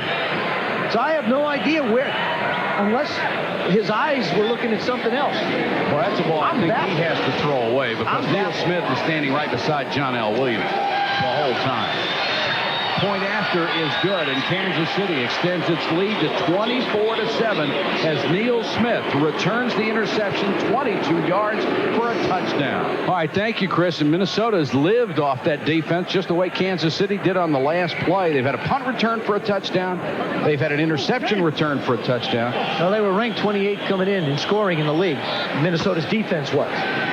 Yeah. Seattle's offense was ranked 29th, unfortunately. Lowry to kick. Mays and Warren are deep. Reuben Mays from the 17. Reuben Mays back to the 32 where Todd McNair made the tackle. When I played for Joe Gibbs, the last thing he would impress upon me is he said, look, no matter what happens on the field, you are my last line of defense. You're the guy that's got to make sure that wherever the football goes, it's not someplace stupid. Kelly Stopper has made some very, very bad decisions tonight with the football. Somebody's got to impress on this young man that if people aren't there, pick out somebody in the stands and give him a souvenir. He is 10 out of 23, 121 yards, a touchdown, but 2 interceptions in Kansas City with 14 points off of takeaways tonight. And now Seattle in a big, big hole.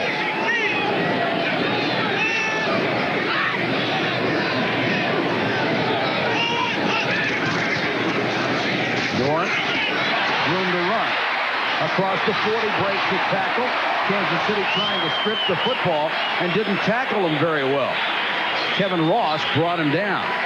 Sooner or later, frustration's got, I know this ball club is hung together. Nobody points fingers and nobody blames anybody. But when you're playing as hard as the defense is playing for Seattle and you give them a cheap touchdown, Rufus Porter, he can't explain it. He's just looking for somebody to explain to him what is going on. What in goodness sake is going on? Very difficult when you play your heart out and it doesn't show up in the record or on the scoreboard. I'll tell you, and those guys have. The defensive side of Seattle has played so hard. They've played their hearts out all year. Kevin Ross is hurt for the second time in this ball game. The right corner. And Mike, I think the people in Kansas City are probably sitting back there saying, well, why don't you say something good about Kansas City? Why don't you say something about the great job they're doing on defense? I would like to say that Neil Smith made a great play getting the ball, but Kelly threw it right to him. All he had to do was catch it. Well, the play he made was diagnosing the screen and being in the right place, but... was it a screen? Yeah. Let's take a look and see if we see how Ross got dinged up on this one.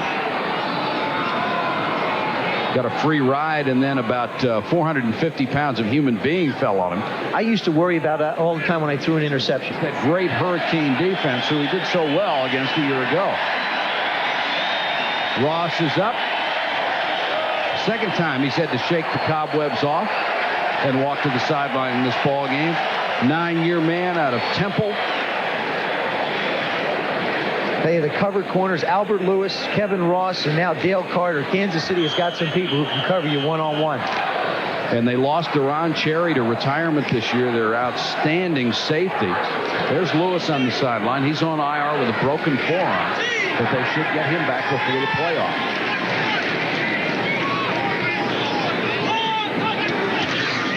Stopper play action. Complete to James Jones, breaks the tackle, gets to the 30-yard line. That time Kelly came out, made a decision, and fired the football.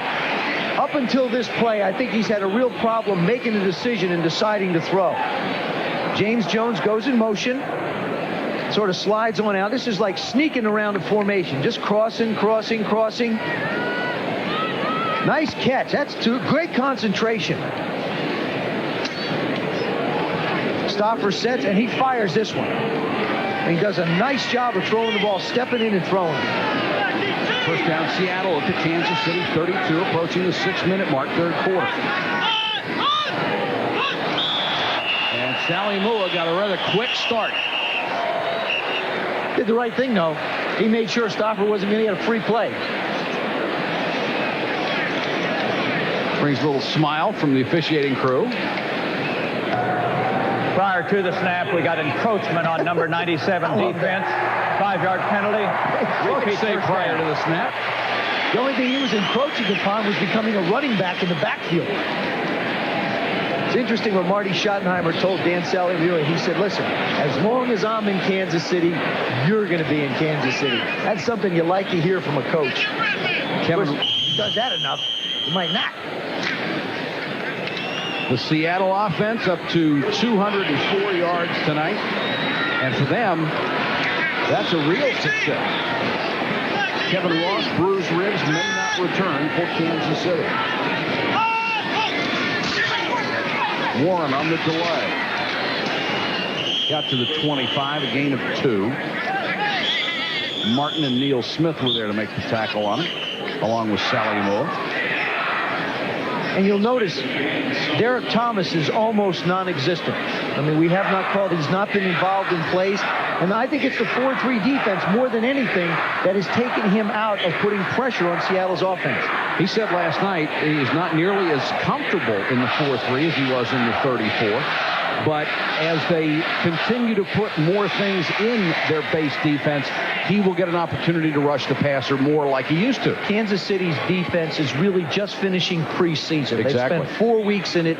There's an awful lot to teach. We talked about the addition of Joe Phillips, and part of the reason why it's there to stop the run, not to create sacks on the quarterback, and it's accomplishing that job. It was really interesting talking to Derek Thomas and Neil Smith last night as you see Sally Amua, who was shaken up on the last play. Not cocky, but very confident, very aware of their own abilities, and very proud of each other and what they've been able to do. It's an unselfish ball club. It is. This is one of, and I think this could well be the most complete team in football. Good cover people in the secondary, great pass rushers, good running game, solid offensive line, speed at wide receiver, sound quarterback. Can't find a hole, can you? Second and 3. Warren. Good block by Jones. And Warren down to the 13-yard line. First down, Seattle. Charles Mincy tripped him up. Early in the game, Chris Warren was running tentatively. Now he's decided really to just go in there and turn it loose. And he's got a lot of ability. They've been able to get the corner on him tonight, Joe. There's Derek Thomas. He talked about trying to pass rush when he knows he's going to get people on the outside like John L. Williams helping out. He might have to take hard insides. That time he took the hard inside. They caved him down, went outside. Warren, 56 yards in this half, 89 for the game.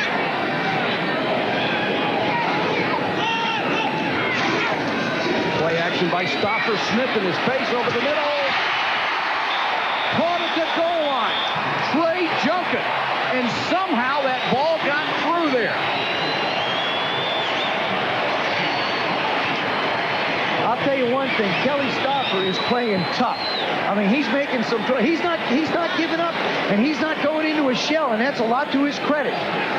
Play action fake, gets out, he's got somebody bearing, Smith is bearing right down on him.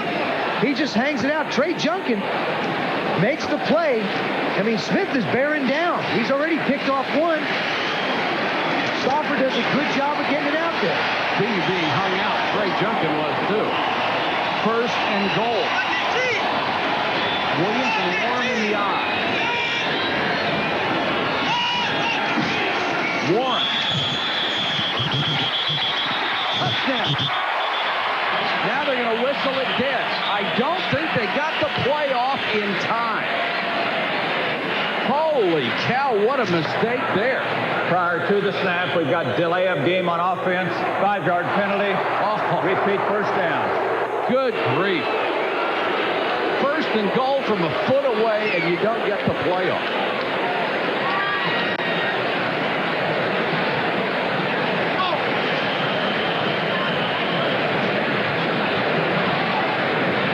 You see the play clock? It's right here. You got to look at that. If you're the quarterback, you got to see that. And it's not like a wristwatch, folks. That thing's about 2.5 feet high. Now first and goal from outside the 5. Warren.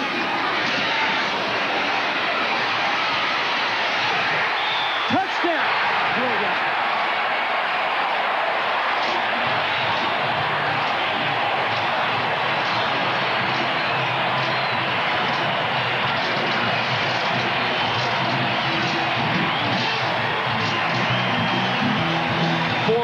The second time this year, Seattle has scored 2 touchdowns in a ball game. And this is just individual effort. Takes the play. Now it's blocked at the point of attack. Now there are 5 Kansas City Chiefs out there waiting for him, and he still manages to get in the end zone. That's just great individual effort by Chris Warren. Stretched it out and got the ball across the plane. Casey for the point after.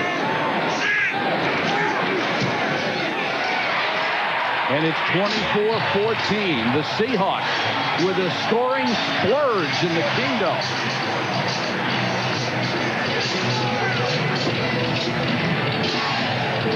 Chris Warren, he'll come to the bottom of your screen. John L. Williams gives him a good block, gives him a chance to make a play.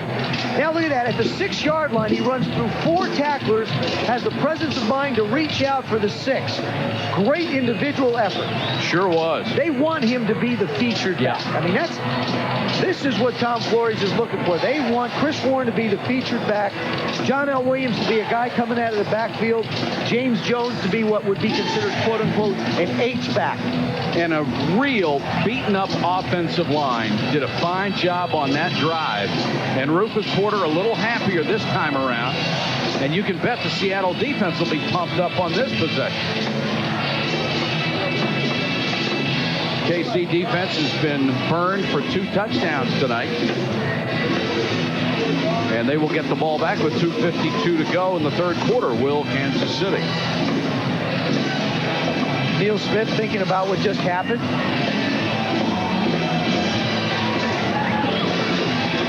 Really an amazing statistic here. Warren out-rushing Kansas City by 10 yards and has only 1 less attempt.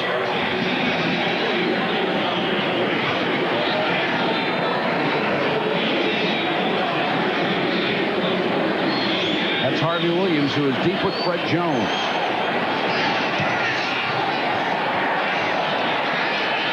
Williams a yard deep. Nearly broke another one. Forced out of bounds at the 23-yard line.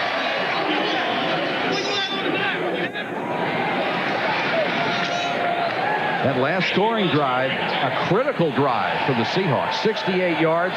Chris Warren finished it off with a brilliant solo effort. Nice throw by Kelly Stoffer also. Kansas City's first 2 drives, they got 10 points and 123 yards. In their last 5 drives, they've gotten 0 points and 19 yards. And here's the crowd back into it for the defense.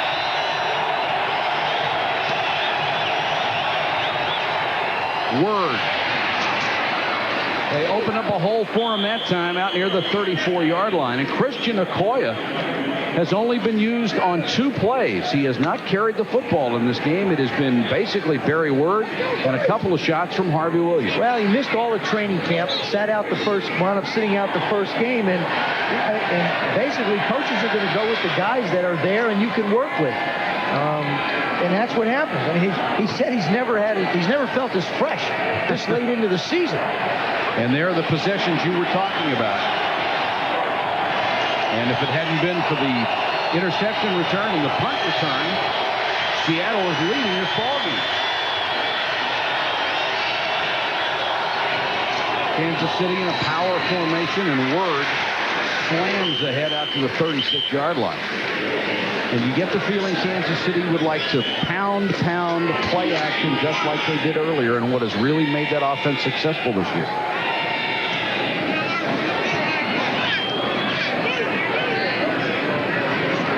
Word has been nursing an ankle injury. Not completely healthy all year. Has a couple of 100-yard games this season. 6'2", 245. I mean, he is a big back, and he has good speed for that size. 2nd and 8.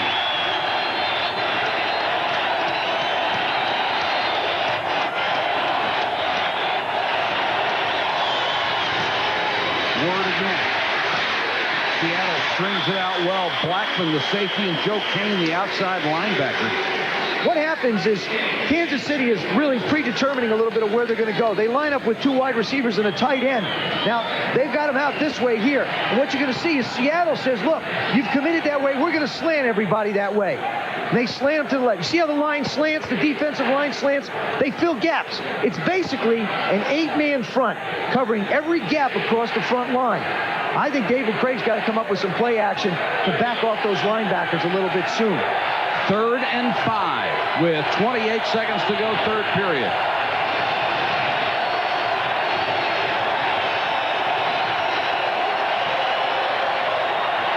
Craig with a quick pass, complete, first down, hard gain up at the 47-yard line. Brian Davis made the tackle. There was a case of David Craig being in rhythm. And a big first down for Kansas City as they move it out to the 47-yard line, and that will be the last play of the 3rd quarter. We finished 3 here at the Kingdome in Seattle. The Chiefs 24, Seahawks 14. Seattle came in 1-9. They're on national television tonight. They're on national television next Monday night. And you can see that they have come out and played with pride, particularly on defense. Well, it hasn't changed either, Mike. Their defense has played well all year. Offensively, it seems like now they're starting to get some key players back. Stauffer's in at least for a 2nd game in a row. Andy Heck is back at guard. So they're starting to get a little more consistency on the offensive side of the ball. Now they have to just carry it over and play a complete game everywhere. The defense has to stop Kansas City here.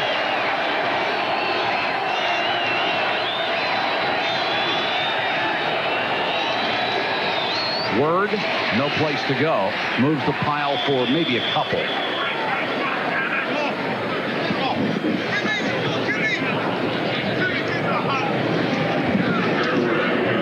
Going into the 2-minute warning in the 2nd quarter, Seattle only given up 6. There's your 3rd quarter. They have only given up 20 in the 3rd quarter. You can't say enough about the job that this Seattle defense has done. And again, we go back to the 2 big plays. The punt return by Carter, the interception return by Neil Smith. That's 14 of the 24 points. 2nd and 7.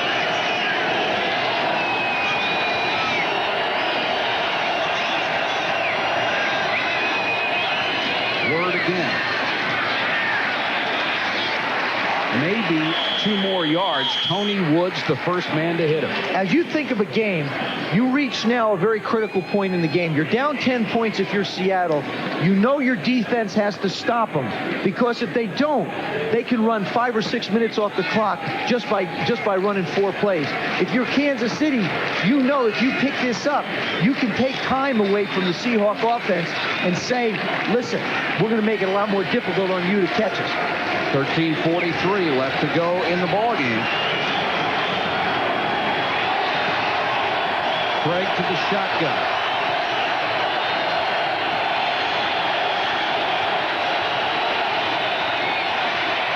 Again, throwing a timing pattern. Barnett has it first down at the 41. Patrick Hunter made the tackle, but it's another KC first down. You talk about throwing on rhythm. You talk about throwing timing. Now you're going to see the receiver and David Craig up top. Watch the receiver make the move. Watch Barnett. Ball is thrown before he ever makes the turn. Great timing, great rhythm. Had he not thrown it in that type of rhythm, that ball would not have been complete. A new set of downs for Kansas City with 12:52 left in the game. Back to their power formation. Barry Word the setback.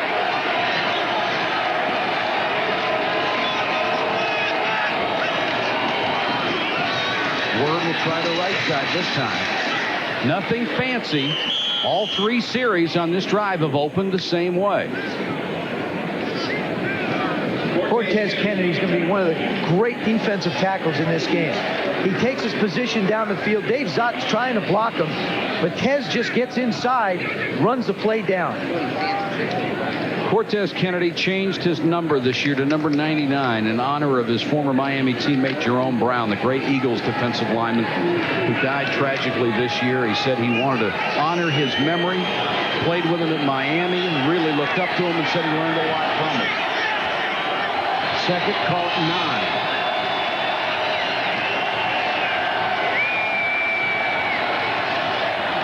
And Craig wants a timeout. Clock stopped with 11:48 to go in the game. Kansas City by 10.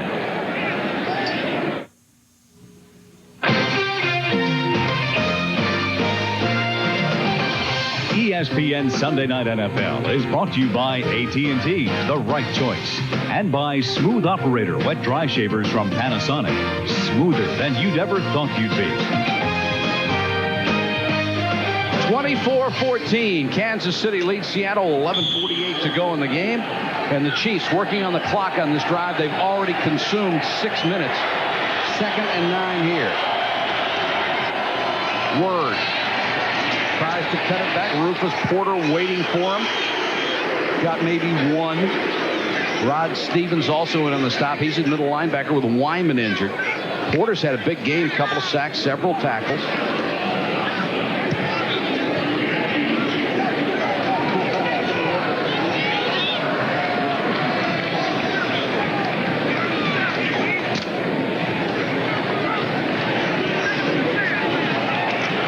This drive has been perfect for Kansas City, time-consuming. They're second best in the NFL in long drive and scoring off of it. 3rd and long. Craig fakes the shovel pass, got nowhere to go. Got back to the line of scrimmage. Porter was there, so was Michael Sinclair, and Natu Tua Tagovailoa. There's a lot of feeling for David Craig and his teammates. You saw Rufus Porter come over. What a great job. Watch the left part of your screen. What a great job by Sinclair. Sees the play all the way, knows it's a shovel pass, forces David Craig to keep the ball, and forces Kansas City to punt it away. Parker will come in to try the pooch punt.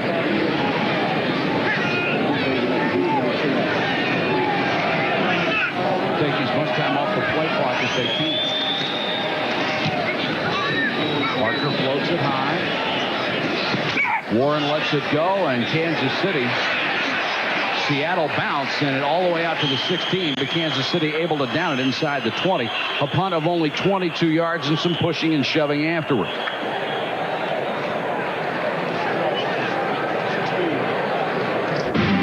Hope you join us. Raiders want a critical day against Denver to really tighten things up. Kansas City with a win tonight would tie for first place with San Diego only 1 game behind and LA 2 games behind. Kevin Ross again back in the ballgame after his 2nd injury.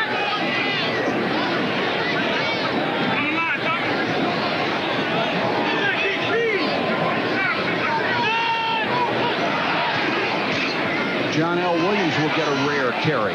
Takes it out to the 20-yard line. This is a tough situation for Seattle because they've been in the one wide receiver, two back, two tight end set all night. If they're going to move the ball, they're going to have to pick up some bigger chunks if they want to try and win this ball game, which means they're going to have to insert some wide receivers, and they have not gotten a lot of production out of them previous to tonight, and this evening they haven't played at all. Tommy Kane's the only one who's had a game. He's had a fine one. 2nd and 6, clock running, 9.5 left. Warren behind Jones.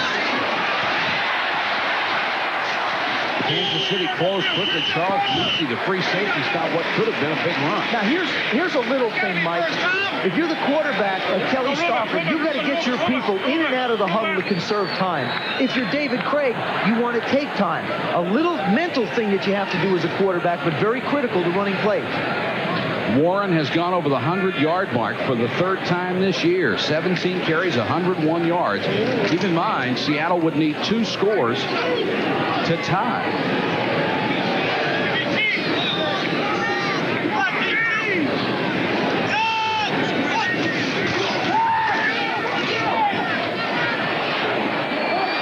Stopper for Kane. Carter intercepts.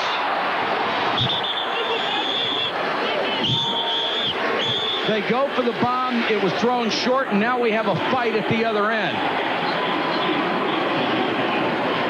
As Stauffer was leveled when he let go.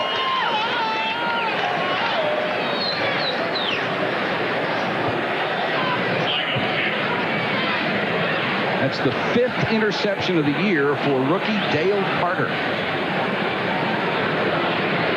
That is the most by any rookie in the NFL this year. Personal foul going to go against Seattle.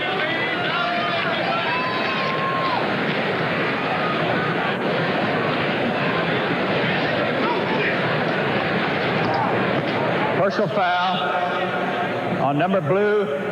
Seattle 15-yard penalty on a slug after the play. Number blue. That's the first time I've ever heard that.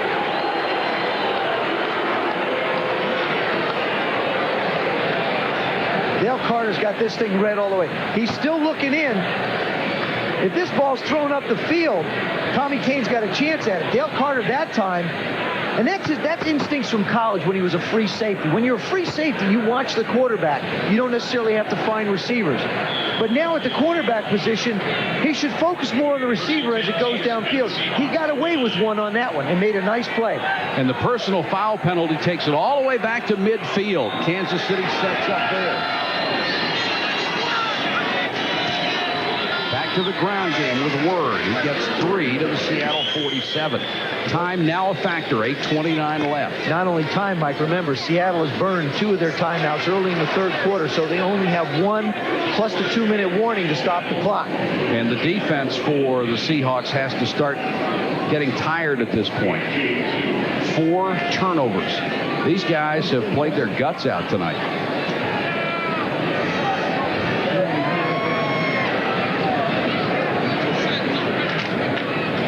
Kansas City being very deliberate, exactly as you said, taking as much time off the play clock as they can.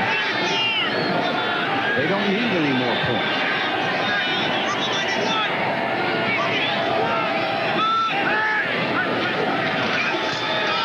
Word. Seattle playing run. He got back to the line of scrimmage and no more.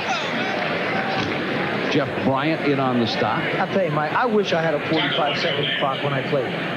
At the end of the game with Big John Riggins and the Hogs. Oh, yeah. I wish they'd instituted a 45-second clock for us. I think it would have changed the outcome of probably at least half a dozen games when I had a chance to play with the Redskins. You'd like to see that rule change, wouldn't you? I would. I really would.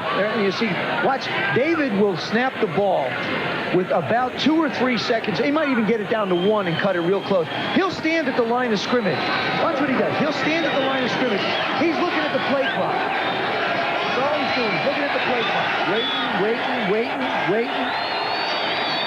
3rd and 8. Play action by Craig. And threw it away. And got away with one. That could have easily been intentional grounding. And should have been. Absolutely should have been. The rule states that if you throw the ball away to avoid a sack, it is an intentional grounding.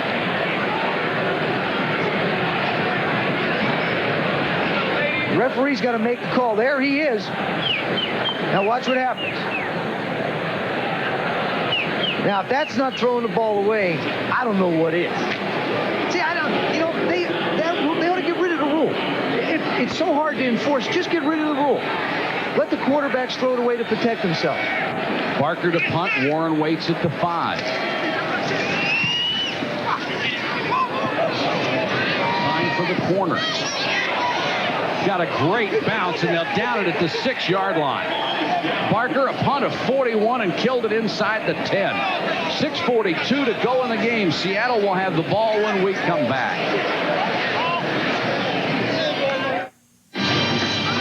24-14, Kansas City. Seattle has the ball back down by 10. Only 6:42 left to go. Huge game for Kansas City. They can pull even with Denver, a first-place tie in the AFC West. San Diego just 1 game behind, and the Raiders now back in the hunt, just 2 games behind. We will have the Raiders and the Chargers next Sunday night, 8 o'clock Eastern from San Diego. And the best run defense in the NFL belongs to the San Diego Chargers. And Bill Arnsparger back, just doing a fabulous job of coaching that Chargers defense.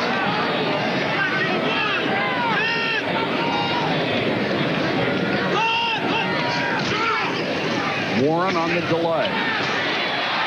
Warren breaks it out across the 15, 16-yard line.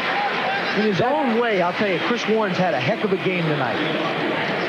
You know, that's fine as far as it goes, but you need a touchdown and a field goal to tie right here. Well, that one gets you a little space, yeah. But you've got to have blocking still. James Jones coming across, sets up, turns upfield, does a nice job of getting down low on Mike Evans. He's given away about 45, 50 pounds, but does a good job of turning it. Chris Warren, 18 carries, 111 yards.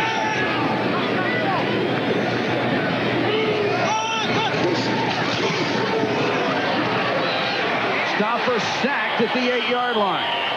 Joe Phillips picked up as a free agent when he was let go by San Diego. Well, here's a guy last year when he was with the Chargers. You know, after he got the beating and came back, he felt like somebody stole a piece of his manhood. I mean, when you're that big, when you're 300+ pounds and 6'5", you think you're invincible.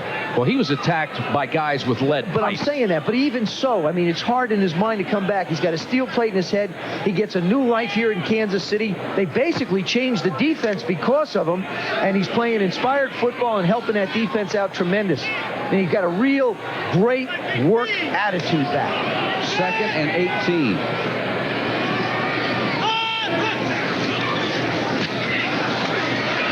Warren on the delay, room to run, broke a tackle. Warren out across the 40-yard line. Benny Thompson shoved him out of bounds. 146 yards on the night after a romp of 35 for Chris Warren. What a great individual effort. I mean, you figure you got to put the ball in the air to eat up some yards, but not when Chris Warren's running like this. Jones again doing a good job. Roberts come over and kick out. Jones turns out on Dale Carter. Carter's now got to try and chase him down. Andy Heck at the point of attack with Neil Smith. Whew. Good execution on that play. It's a new career high for Chris Warren and a rushing high this year for Seattle. Back on the ground, they'll give it to Reuben Mays. They made a deal with him to get him from New Orleans.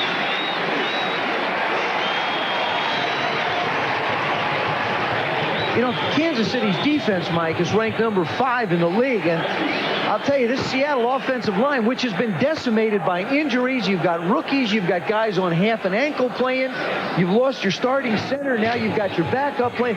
They're really controlling the line of scrimmage. They are also burning up a lot of time. 4:24 to go in the game.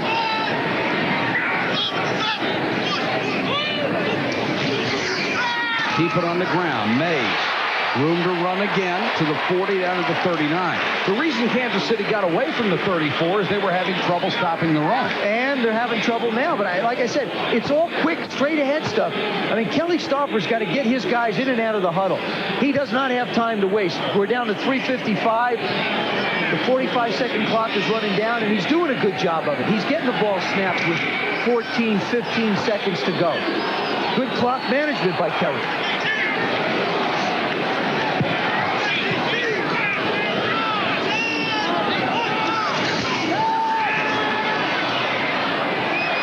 Stauffer for Kane, almost intercepted. Excellent coverage by Kevin Ross.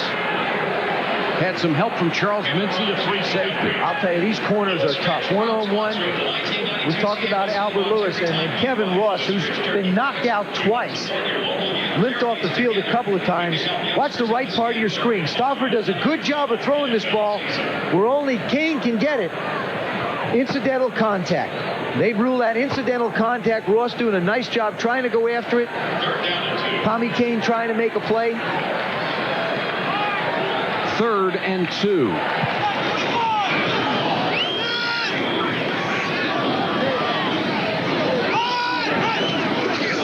Here comes the blitz. Warren beats it on the run. Has the first down to the 32, and a solid tackle by Martin Bayless. They've had 5 rushes in this drive for a little over 70 yards, 2 passes for -8. But the problem is you don't have time on your side. But Kansas City will play the pass, and if you want to run, you can get 10 yards a shot. They don't mind.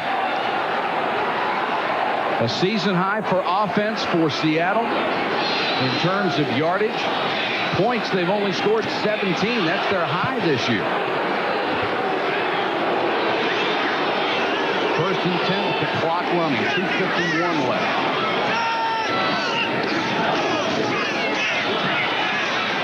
Stauffer over the middle, intercepted by Simeon.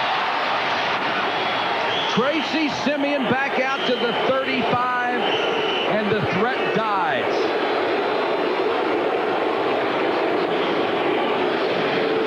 Four interceptions of Kelly Stauffer, the 5th turnover. Kansas City by 10. Seattle was driving to cut the lead to 3, but the 4th interception of Kelly Stauffer cut that drive short. 12 out of 28, 156 yards, a touchdown, and the 4 picks.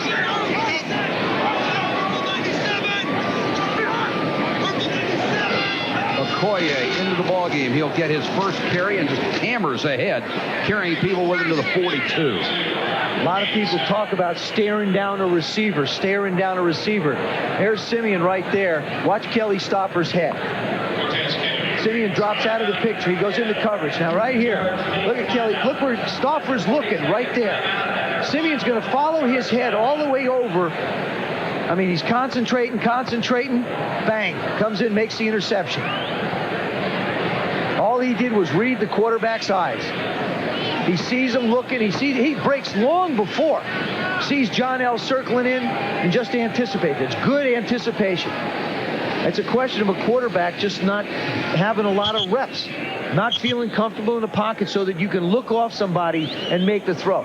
Of all the interceptions that Kelly's thrown tonight, that's one, if I'm a coach, I could live with because I'm saying you're trying. The others previous to this, he's just made bad throws and extremely bad decisions. And it was a fine play by Simeon, too. Seattle spent its last timeout with 2:32 to go right there.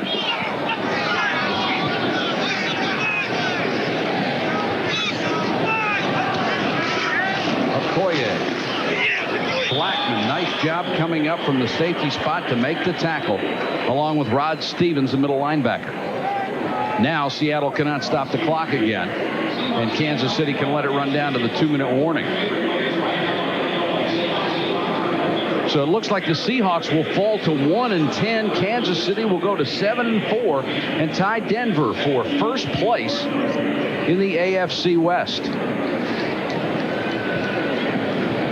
We have a timeout on the field. The 2-minute warning. We'll be back to Seattle in a moment.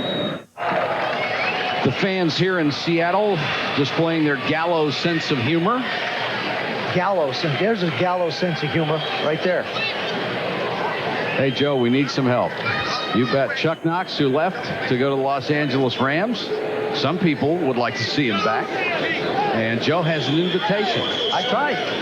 I wanted it. When I played for Georgia, I was trying. Your agent has a telephone, doesn't he? Sure. Yeah, there.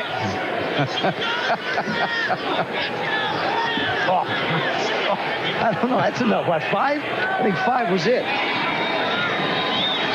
You can't. I'll tell you something. You can't blame a coach for execution on the field. And I think you got to give the coaches a lot of credit. Excellent game plan offensively, defensively. They played their hearts out.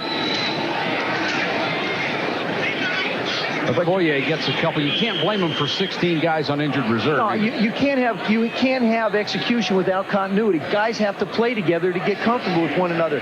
You see that in Kansas City. Their defense plays good, solid football. I mean, in truth, the offense of the Seattle Seahawks didn't perform well tonight.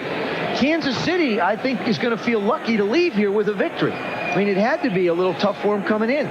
Coming up on SportsCenter, a conversation with Lawrence Taylor as he talks with Tom Jackson. The Eagles and the Giants put on quite an offensive show, didn't they? And the Dolphins, at the buzzer, beat the Oilers, courtesy of Stoyanovich. This is Brian Barker to punt. The Seahawks will be coming after him. Chris Warren waits to 15. And they are letting the play clock go down to 0. And the officials, it was on 0 for about 4 seconds. They missed it, too, for a while.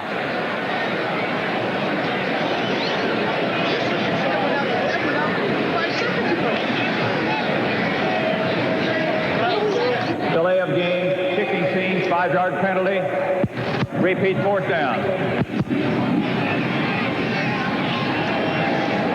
Marty Schottenheimer is such a complete football coach. He was telling me he was watching before they were going to play Pittsburgh. He was watching Rod Woodson field punts. And he noticed whoever was playing him kicked the ball real high in the air. Right. And it created problems. And so he just spent all week with his punter saying, look, I want you to kick the ball high in the air. I want you to kick it high in the air. I mean, all the little details he takes care of. Barker got it out of there. Warren signals fair catch, makes it at the 19-yard line, a punt of 45, and there's a flag down on the play.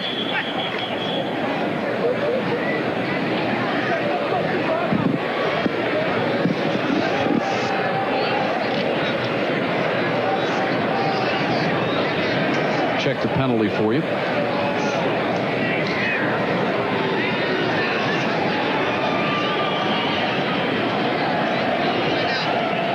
The hold will go against the league's second most penalized team, the Seahawks. And here's the remaining schedule for the Chiefs. Only one team with a winning record right now, and that's Denver in the last game of the season. And the AFC West could come down to that. They've got a big one against the Raiders in 2 weeks. And, of course, when it comes to Denver, Marty Schottenheimer, if he wasn't such a nice guy, he'd have put a contract on John a long time ago. He said, he doesn't even want to stop and think about the amount of money that John Elway has cost him in playoff victories and playoff opportunities. Of course, they call that one game-saving drive the drive when he beat the Browns. I'm sure Marty Schottenheimer has another phrase for it. Well, and this year he had another the play. Oh, yeah. I think he's probably taken dictionaries and crossed out the anywhere. Seattle takes over at the 10, 58 seconds left, no timeouts.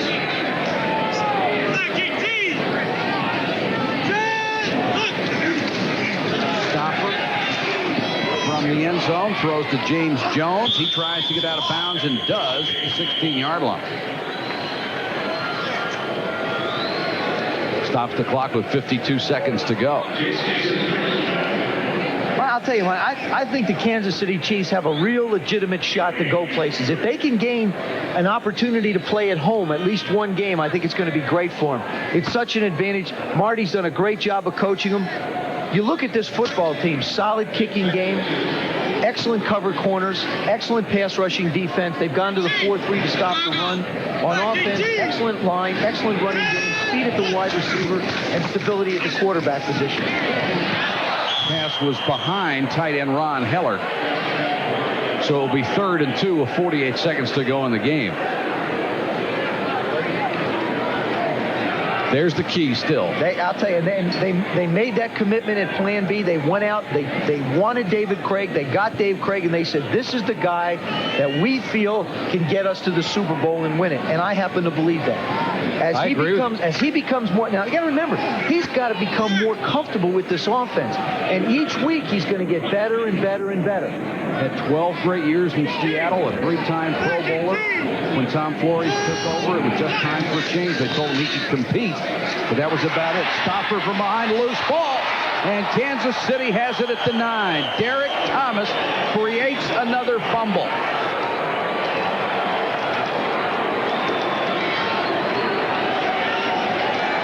The 6th turnover against the Seahawks. Now he finally got the corner turn. Finally just comes right around the corner on Ray Roberts. Ray's trying. That was the one thing that Ray Roberts said he didn't want to do. He did not want to let Derek into what he called his comfort zone and come around the corner.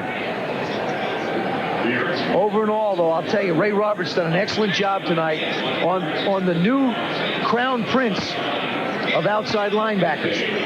He is that. And he would be the king, except he will not accept the coronation until Lawrence Taylor officially says his career is over. I think Lawrence Taylor officially is finished playing football. And Kansas City is just going to try to run out the clock. Seattle cannot stop it. And that will be the last play of the ball game. So the Seahawks victimized on special teams with a punt return for a touchdown and an interception return against the offense. And Kansas City goes to 7-4 and moves into a first-place tie in the AFC West. For the Seahawks, it just gets worse. Their record falls to 1-10. And another example of no matter how hard you play on defense, you've got to score some points. Although they did get 14 tonight, Joe. Yeah, well, they did. And you know, the thing is, they also gave up 14. That's the problem. You can't be getting it and giving it away. It amounts to nothing.